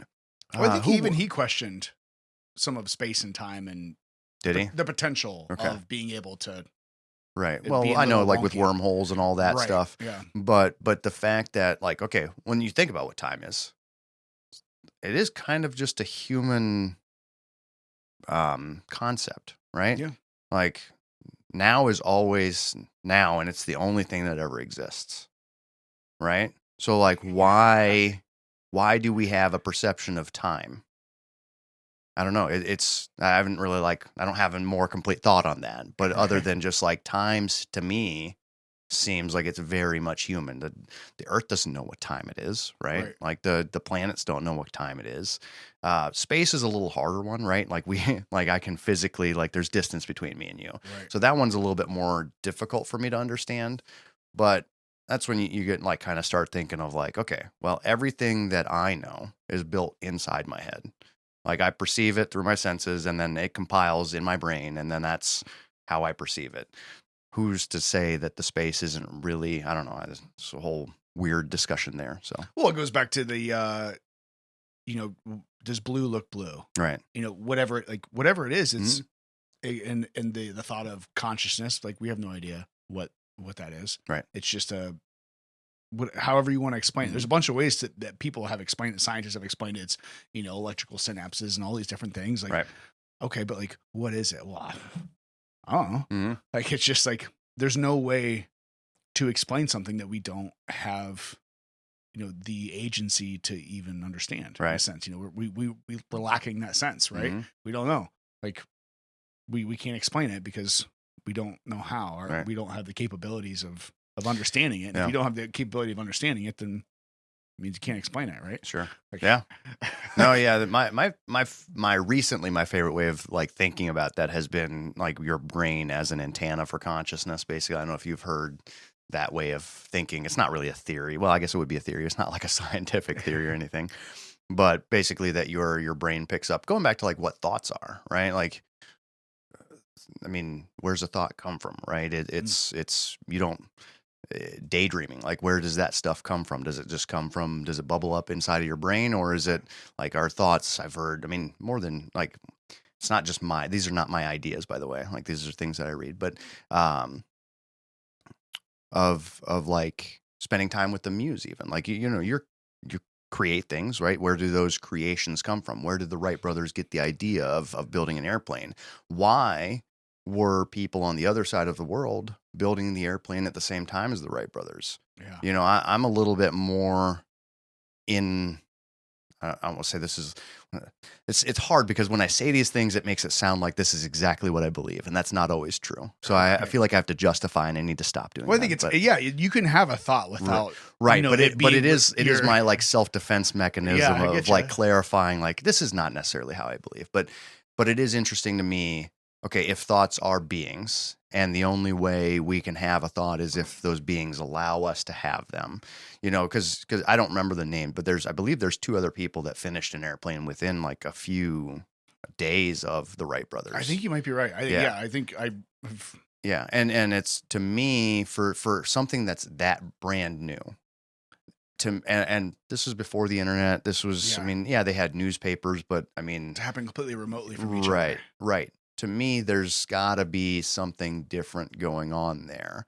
And I do think, I've often heard the argument of we're all one, and I think obviously that's true in the extent of what I do is going to affect you and that kind of stuff. But I'm not sure that it's not even true beyond that, where basically the meat suit that you're wearing does not allow you to see anybody else's perception or whatever. But that's the intention behind it, right? The way, how you want to have this experience. So well, it's when you consider, this one always trips me out too. Have you heard about how fungus, obviously there's a functioning nature, and I didn't want to use that word because it's in nature, right?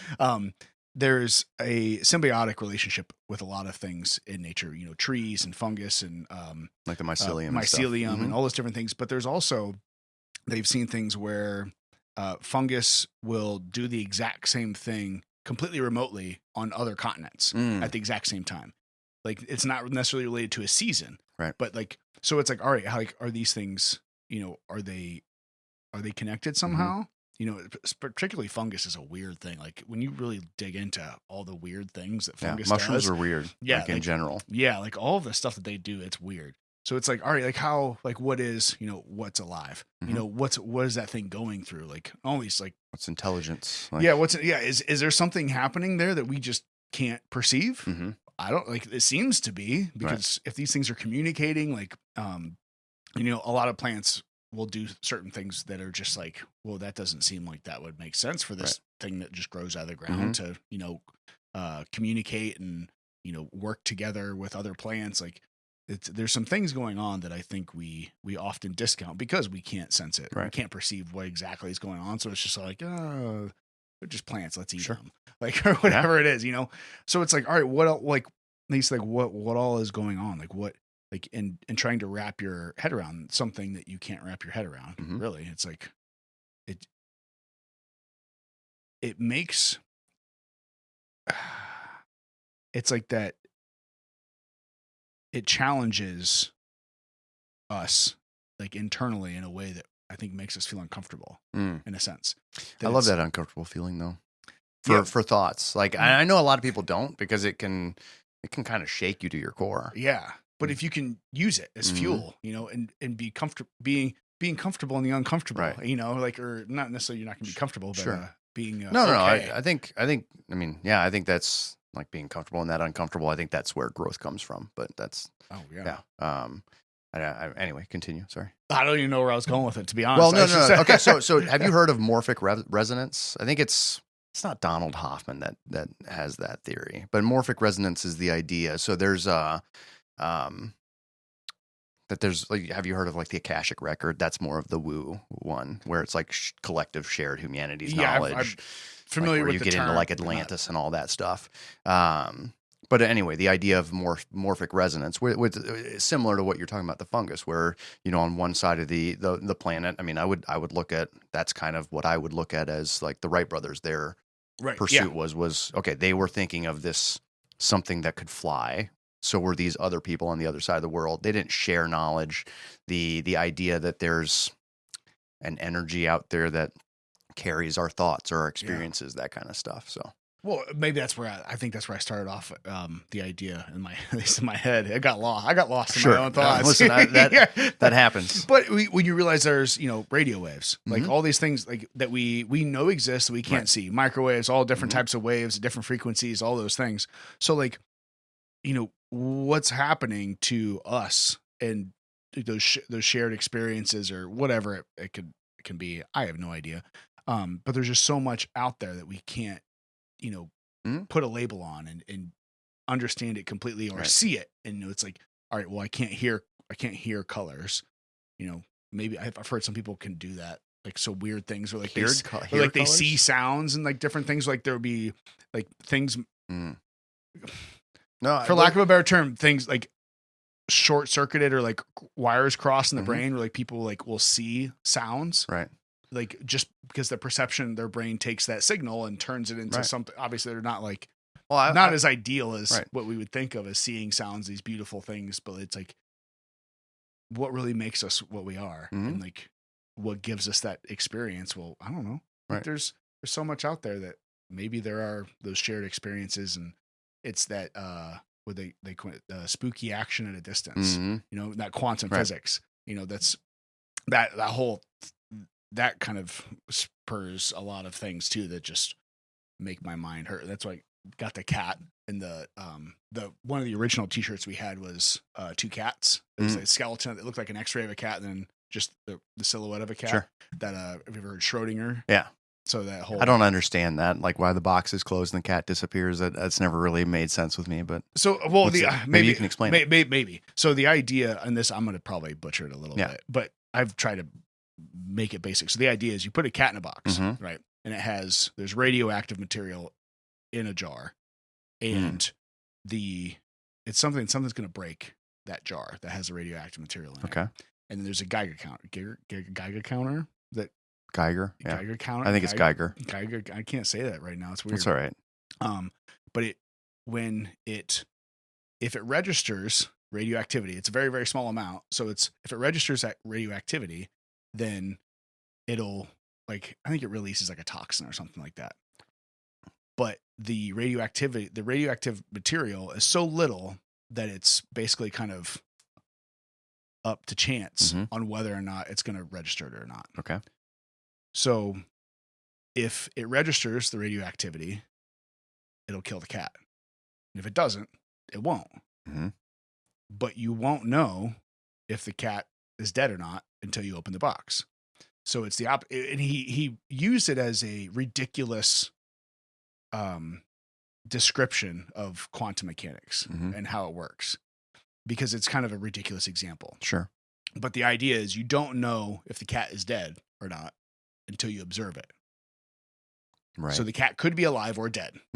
So we don't know if the cat is alive or dead or not until you observe it, right? So you have to open the box. You have to view it.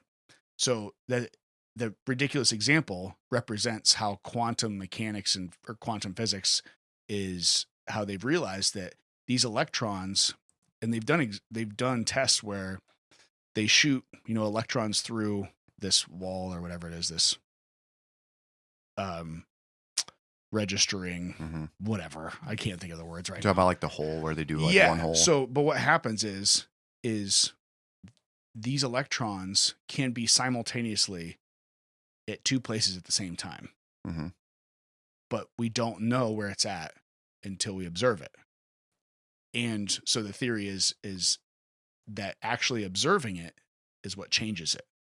It's the actual act of observation that changes what's happening. Right.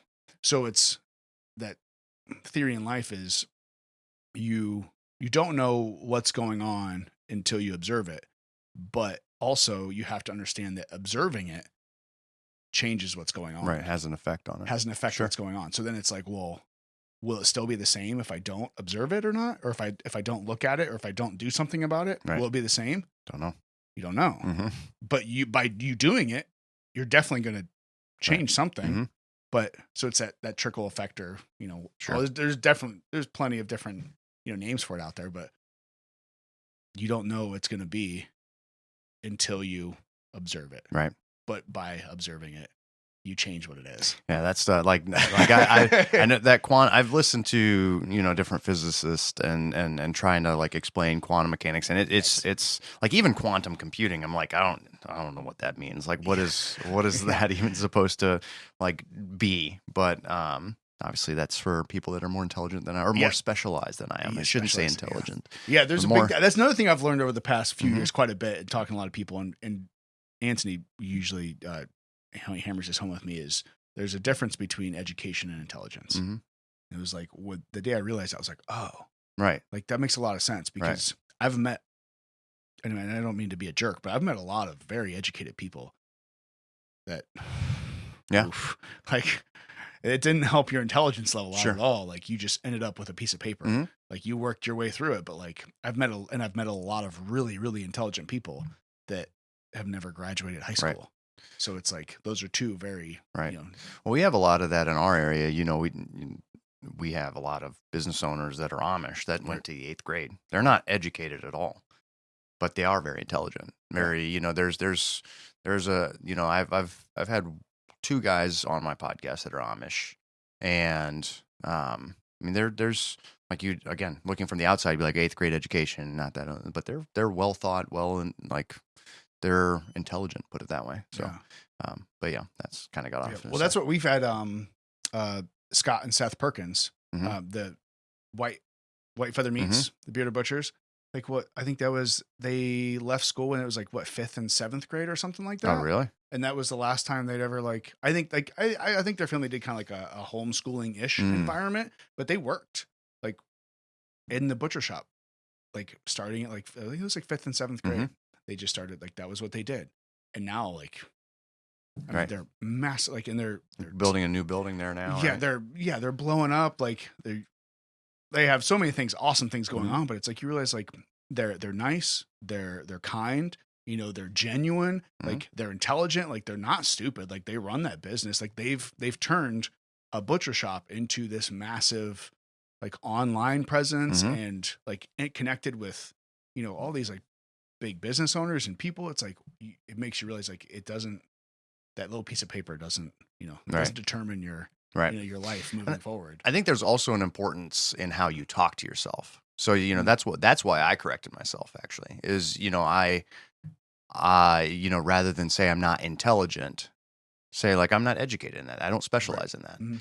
That does matter at the end of the day, in my opinion, is Absolutely. how you talk to yourself internally. And it's something that I didn't realize until basically this last, like through the podcasting journey of like, I've got a very high expectation of myself and a very negative way of talking to myself when I do not meet that expectation or even perceive that I won't meet that expectation. So I've been trying to talk to myself in a little bit nicer way, be a little nice, do the self-care, whatever you want to call it. Right. But it is important, because that you build your reality, right? If you think you're going to be bad at something or, you set that expectation for yourself. So I try to not do that. So Yeah. What is it? If you think you can't, you can't. Right. And if you think you can, you can. Right. Like, well, that's so if you want to, like, I've often thought about like going back to like with the specialist and that kind of thing is, when you like, why are there stereotypes? Not necessarily in race and all that. I mean, obviously those exist as well. But like, why is like so I watch UFC. So why is a UFC fighter, like, why are they like cocky and arrogant and whatever in the ring? It's because when you specialize in that thing, I believe you become that thing, and that is a requirement for being in there, right? Like it really you is. can't step in there expecting to get your ass Right. kicked. Right. It's not going to turn out well. Yeah. So it's like, as you have to embody whatever thing you're trying to become. I think, especially going back to how I was raised, like I was looked at like as anger as like a basically useless emotion, like a emotion that you need to suppress and do away with. And that was something I was taught, right? Not intentionally, but taught. And as I got older, I came to realize like anger has a role to play. Like, yeah, you can misuse it or whatever, Right. but there is a time and a place for anger. I don't know how I got on that subject, but going back to the UFC fighter, but just like becoming, I don't know, how did I even get on that? The UFC fighter. Embodying what but you basically you have to fully embrace the thing that you want to become. But I don't know how I got on that. I don't know. I was liking it though. I mean, it makes it's. I think so often we fight those stereotypes of like, I'm going to be a UFC fighter that's going to be kind, and you can't. There's like, until I punch this person's face in. Kindness exists outside of the ring or whatever. But in order to be in there, like you become that thing, right? Like there's no like super nice, soft spoken like Navy SEAL guy, right? Like he's like, you know what I mean? There's like a persona they have to allow to like become, to be able to become to do them. the job. Yeah. Right. That makes sense. I mean, it's you have to believe in what you want to do, right? Because you're never going to be able to get there if you don't. Right. If you don't. Oh, I think that's where we got to anyway. So I don't know. Who knows? I don't know how this whole thing works. I just wing it, bro. Sure. No, it's interesting to really contemplate like why, like why we do what we do, and those thoughts, and I think an important piece of what a lot of it, like you talked about self-care, like be nicer to yourself. Yeah. And a lot of times people hear that and they're like, oh, dude, right. like, like sure, like, we all get sick of that. Yeah, but like at the same time, like I absolutely subscribe to that, because like if you're, I like the way you put it, and I never really thought about it this way, is you build your reality. Mm-hmm. So if you're constantly in your head talking down to yourself and telling yourself like, oh, you suck, like this will never work, this isn't gonna work, like no way, like you're a piece of crap, that you're this, you're that, whatever, like, well, you're gonna become that, because it's the only, you're the only thing you're manifesting, right? Is it's the only thing you're thinking about.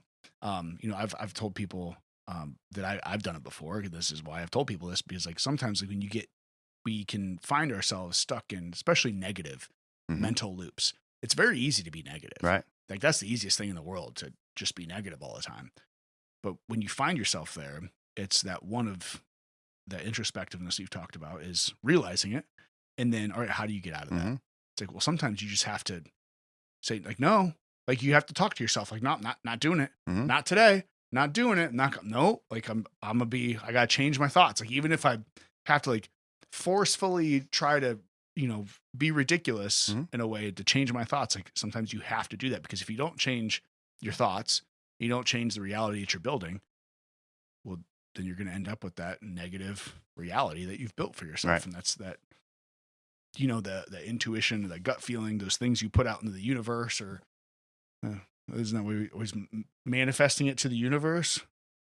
Yeah. Like, what was it? Putting it out to, like, people talk about, like, putting out to the universe, Yeah. like, manifest, like you hear that and it's like, well, that's kind of woo woo, but like, well, at the same time, what are you really doing? If nothing else, you're at least changing your mental thought process. No, I mean, I ascribe to that way of thinking. I don't think manifesting is, I think it's another one of those things in language that is hard to fully explain, right? Like, it's easy to think of manifesting of like, I'm gonna, put this house on that whiteboard, and tomorrow that house is coming to me. The universe is going to give it to me. But I believe it's a way of directing focus. Yeah.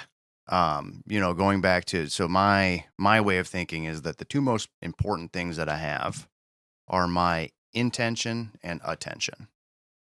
So I can guide, my intention, I can guide what I'm doing, or like why I'm doing something, and also what I'm doing. I think that's, for me, that's why I think everybody's fighting for attention. I think it's the most important thing we have. I think it is what dictates where we go as a person and societally, right? So I think it's pretty important to stay away from, and I don't do a great job of this, but staying away from like a lot of negativity, is just because it points you that way. But yeah, so intention and attention. I don't know why I keep getting. I'm terrible at this because my brain travels a million miles an hour, and I think this is the challenge with these kinds of concepts, is there's so much behind them that you're afraid you're going to leave some behind, if that makes sense, or at least for me that's the case. But I think when manifesting, when you put that thing on when you say, this is the house I want. If you think, that house now is going to come to me because that's how this works, I think you're in for a surprise. But I think when you are able to focus yourself, I'm going to work towards that thing. Yes. You are building your reality. You are going to have that drive to keep your attention focused on whatever this thing is. I think that is what manifesting is setting out, putting out that intention and following up with your attention. So I like that. Yeah. I don't think I've ever heard that before. I really like that. Yeah. Your intention and attention. It goes back to time, right? Yeah. If time's a thing, that's all we got. Right. Maybe. If it exists, I don't know. That's fascinating. I really like the intention and attention. I've gained so many fun things from talking to people. Yeah, I mean listen, I'm not like, that could be very wrong, but that's, I mean, if you look at like what the war for today is for your attention. Like I have a fundamental belief in that. Like, why would anybody be seeking anything that's not important from you, right? Your attention is important. Right. And I think it keeps us distracted from, I think it's a large part of unhappiness is we're giving the attention to the wrong things. Yeah. We need to give them to better things. We're giving it to things that are making us unhappy. Oh, absolutely. So like, why are we unhappy? Because that's what we're manifesting, right? Right. So no, that's one, I have done that, self-experiment. No, well, I didn't realize it wasn't really an experiment, because it just kind of happened. But then I realized it after a happy the fact. accident, Bob Ross did. Yeah, right. But that's like when I started doing this, it was like, all right. There was a lot of things that culminated all at the same time, because it was obviously right after COVID happened, and then this, and just everything going on, and I had completely left the thoughts of politics and everything just never in my head. But then I started realizing, like, okay, all these things connect, right? Mm-hmm. Everything that happens, and politics and news and human interaction, and all of these things actually do connect with each other. Each, like we talked about, the individual, Sure. like what we do affects everybody around us, affects those people, and it just continues to go on. So I started like paying attention to all of the things happening and trying to, kind of like find my bearings in a Mhm. sense. Like, all right, like I'm gonna start paying attention to what's happening in the world. Like in general, like I'm gonna continue to, I kind of figured out what was going on inside me. It took, up 30 years, whatever it was. And then it counting. was like, yeah, yeah. And it's like, okay, like, so like, let's continue to expand, my awareness, maybe that's what it was. And then, Just grow as a person. yeah. And then a part of that was, I found myself looking at like news and social media and like like part of it was to gain the knowledge of what was going on. But then you realize like those, like, I loved it too, and I realized that somebody um, really brought out to me that they call it your social media feed. Mm-hmm. It's like, well, we give livestock's feed, Right. and it's like, oh, like that's what you're eating, that's what Mhm. you're digesting, and the more you consume it, like, well, yeah, that's your diet. Right. Like, so if you're looking at all these bad news stories, or if you're on social media and like, or if you're clicking through all these different things all the time, well, those things are meant for clicks, right? It's clickbait. We all know that term. So it's like it it's supposed to spike those aggression, those dopamine, those whatever it is, those feelings that like you keep on doing it. Mm-hmm. Well, the more and more you do that, the more and more it's negative, like that's what your life becomes, right? Right. Because that's all you like, that's your diet. You are what you eat. Mhm. Whether that be, physically or emotionally or, mentally, whatever it is, like you realize that your diet of in any form, you really do start becoming that. And it was probably about a year into it. And I was like, I realized I'm like, whoa, I have to like change up Mhm. how I'm approaching this. Like I still want to be knowledgeable. I still want to understand what's going on. But like I'd gotten past the point of like playing catch up in a sense of kind of understanding like roughly Sure. where we're at. And then it was just like consuming. And like it's like that death scroll that people talk about where you're just like constantly looking. It's like, no, like this has to stop. I have to stop force feeding myself with Right. negativity. Mhm. 'Cause that's what a lot of people are doing, right? It's just you're, Well, it's hard not to. yeah. It's really hard not to. It's if you want to, like you say, you want to keep up with all those things, and I'm still not sure where the balance lies, because I don't know. I'm a little bit feeling like maybe we don't need to. Maybe if we don't give those things attention, they're not going to be as influential either. You know what I mean? Like if we, and it's not going to happen right away, right? We stop Right. paying attention to the corrupt politicians. But I'm a big believer in there's all the discussion of like tearing down existing institutions and that. I'm a big believer in just build better ones. Build your own thing. Like you said you were looking at homeschooling. There's a ton of people looking at that. Right. I want someone to start their own school like that. They want to take place. I don't know why we rely on the government to give us education. I really don't. Like that's again, that's a little off the what I was trying to say, but I'm a big believer in just what do you see a problem with? Like fix it with your Right. own, like you can start a school if you want to. Yeah. I'm not going to start a school, but somebody can and fix those systems, and we don't have to like tear down the United States. We can just make it better. Yeah. Change it. Yeah. Slowly. I Right. think that's a big piece. I'll definitely go slowly. I was just thinking like, yeah, I don't know if you're familiar with who Tim Kennedy is. No. He's like he's become like kind of like an online personality ish. But he was a SEAL, and he's out now, but he is kind of they started a school down in Texas. Okay. For I don't know if it's just if it's basically for like military personnel, like and their kids, like to support like Sure. that family core, because obviously, particularly someone that's like a SEAL or a Ranger, like those high operating folks, like their family life, obviously, Suffers. oftentimes takes a hit. So like they started a school that's like kind of that, like, right, like, hey, our school system, they're not happy with how our school system's working.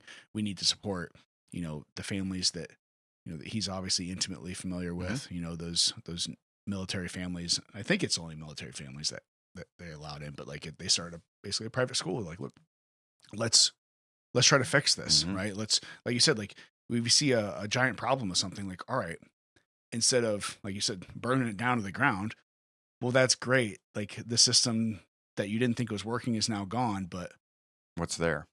Right. Yeah, what replaces it? What's there? Like, Right. okay, so let's like you said, let's change these things. And I'm a huge proponent of that. It's where it's instead of destroying everything, I get some things probably could be reduced in size. You know, I'm a fan of smaller government. I think we're paying a lot of people to not do very much Paperwork. Yeah, and like we're paying like now I just saw like there's like interns and stuff that are like getting the ability to unionize and whatnot. I'm like, what are those people like? I don't even know what our actual government like our thousands and thousands of government officials are doing. Like, what are the interns doing? Like, probably nothing. So like, but I digress. Right. Sure. Yeah, but it's like, all right, like, so what can we do to make things better? Like, we hear a lot of talk, you know, like these days of getting rid of this and destroying this, and we got to stop this. Well, okay, but what are we going to do in place of that, right? Like you said, like let's move the needle to the positive instead of just getting rid of the negative. Won't we fix the negative instead of just get rid of it? Like, yeah, but I think that all goes back to having that agency over yourself, right? Like if you what, you talking about self-responsibility? Yeah. I mean, well, Stop it. I think that's another one of those things where it's language is weird, right? When you say that kind of thing, I mean, everybody kind of understands it. But I think it was, man, who was it? I basically said that discipline is like the most freedom you're going to have. I can't remember. It sounds like a Jocko. Yeah, it might be Jocko. But anyway, I don't think most people, again, they understand what you're saying, but they don't truly grasp that idea. Yeah. And when you carry that on to just, I mean, a career choice, what do I want to do with my life, right? Instead of what's my duty and what am I told to do? What do I feel like is my responsibility to do?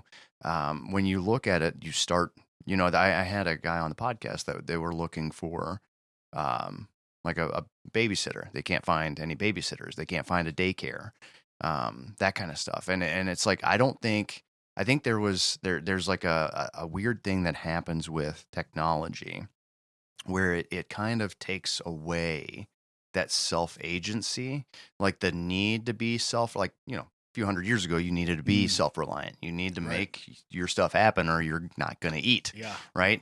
That's not the case today. The case today is you follow these rules and do these things and you're told to do this, like you're going to make it in life. But there's no fun in that, in my opinion, anyway. Yeah. So it's like I want to, like, I hope through like the conversations I'm having, I hope to inspire someone that's listening that sees an issue with this, that knows how to build a school, build a daycare, whatever. We'll start those pursuits and not like, woe is me. There's no daycares around. It's like, there's no daycares around. I see an opportunity. And I think I would love, this is what I would love to do. Like, go do it. Like you can, don't be afraid, to pursue those things. And I think oftentimes, like these days, we're just like, okay, the government will have schools for us, right? And it's like, I don't think that works the best.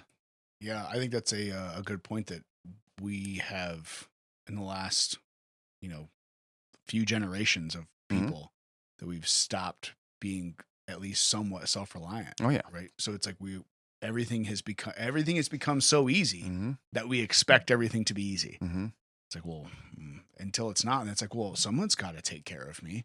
I mean, I haven't had to do it my entire life. I think that's a shortcoming of just like, I mean, yeah, comfort or whatever it is. And I mean, humans are creatures of comfort, right? We're going to seek the comfortable, but we're doing a disservice. Like the same way, I mean, you know, I don't know what your parenting method is, but for us, it's like I want my boys to learn hands-on, right? And it sounds like that's kind of your parenting method. But like, you know, my 6-year-old's been making himself breakfast, like eggs and stuff on the stove for a couple years now. That's like, I value that. I think that makes him resilient, right? There's people I know that are my age, men, that wouldn't be able to make themselves breakfast, like in their head anyway. You know what I mean? Right. But anyway, so we're doing a disservice by providing everything. I know it comes from like, oh, we want to help people, but you're actually like hurting them, right? Like this, there was another point that I was trying to make. do this way too much. Hey, I'm right. Yeah, I do this way too much. Man after my own heart. I do it constantly. Yeah. That's my entire life. Right. It's thinking of something like, oh, like, and then you you go down 6 different ways. Yeah, and by all at the same time. Right. I actually had this conversation with Cass the other night where I was like, you know what? I was like, I realized I was like, I don't remember what it was, but it was like, I realized when I get in a situation like that, my brain is going so many different places all at once that like, I can't even explain it to you. Yeah. But like, I'm thinking about this and this, and they all tie together. And they all tie together through this. And by the time I get these tied together, I totally forgot about that. And I'm thinking about something else. It's like, I don't know what to do with my, like, I don't know what's going on in my brain. I get it. It's a challenge. There's a lot going on. Yeah. And it's fascinating. It's fun. So it's allowed me to, learn a lot of different things, probably forget even most of it, right? Most of it. Right. But it's enjoyable. So the podcast, you are taking it, you're honing down to, you're looking at this tight community of people, and I guess what's in the future for you? What are you looking at? That's hard to know. I still don't know what's in for tomorrow. No, so I mean 6 months. Yeah, basically. So like I said, I'm looking at doing some of those events. So the idea originally, not originally, but over the last few months, I've toyed with the ideas of like looking at the different ins, doing actually a comedy night and calling it Laugh In or whatever. And I like the events that I go to, I'm probably going to call those either like Talk In, or I don't know. I'm still toying with those ideas. I might stay away from the ends. I don't know if those are annoying or not, but anyway, so doing different ideas, expanding that kind of stuff. But the ultimate idea is to empower like my community to, number one, be a community, right? Like there should really be very few others, right? Like those are the other people. Like we deal with that, and there's like a kind of like a county divide in our county where it's like East Homes and West Homes. Gotcha. And there's a cultural difference like we can't overlook, but to look at them as the other is kind of weird. But anyway, so ultimately, like a tight knit community, but also empower people to, I guess, number one, think outside the box, and also to, I guess, not overlook, but deal with the fear that comes with doing your own thing, being who you are, encouraging people to be who they are, and at the same time, highlighting what it takes to do those things. Don't say like, oh, go do your thing, it's going to be easy. It's not. There's nobody that's like super successful. It's been like, yep, my route was easy. Right. It's work, but I think that's half the fun of living, right? Like if you're working, but it's the thing you want to be working on, not like, oh, I'm working a 40-hour-a-week job that I hate. I'm working, maybe it's 80 hours a week, but you love it. Like that's ultimately better in my opinion. So, yeah. Amen. Hey, you know what? I don't think there's any better way to wrap this up than that right there. Yeah. Beautifully said. I'll make sure to put all the things in the description, all the whatnot. Do you have anything coming up that you're doing, or anything you want to put out there? You just I mean, I release. I name's BN Podcast. I'm on Instagram at BN Podcast, and I typically I'm trying to work at being better at posting stuff. You do a lot better at posting on Instagram than I do. It's hard sometimes, but I'm working on getting better at that aspect. But I think it's. Man, I forget the dates that the Harvest Fest in Berlin is that'll be set up at. And then I'm also looking at going to the 1710 market down in Sugar Creek and setting up there. And then maybe in a few years I'll do Worcester Fest or something like that. But I have a bad habit of like jumping too head over heels into stuff, and then I get like burned on it. So I'm trying to like step in slowly. Right. But yeah. Well, beautiful. Well, I appreciate your time. Yeah. And, hey, it was awesome. Thanks for this. I feel like I could do this all day long. So I feel like, you know what, that was a really good spot, and that leaving the people with something to hold on to. Sure. So I appreciate that, and we'll have to do this again. Hey, great. Thanks for having me. Thanks. Thank you for joining us today. Remember, check out the website, chronic-curiosity.com, to join us at the forum, have some fun, interaction, pick you up a comfy t-shirt, or if you just want to support the show and donate, all that is on the website as well. Thank you. Until next time. See ya.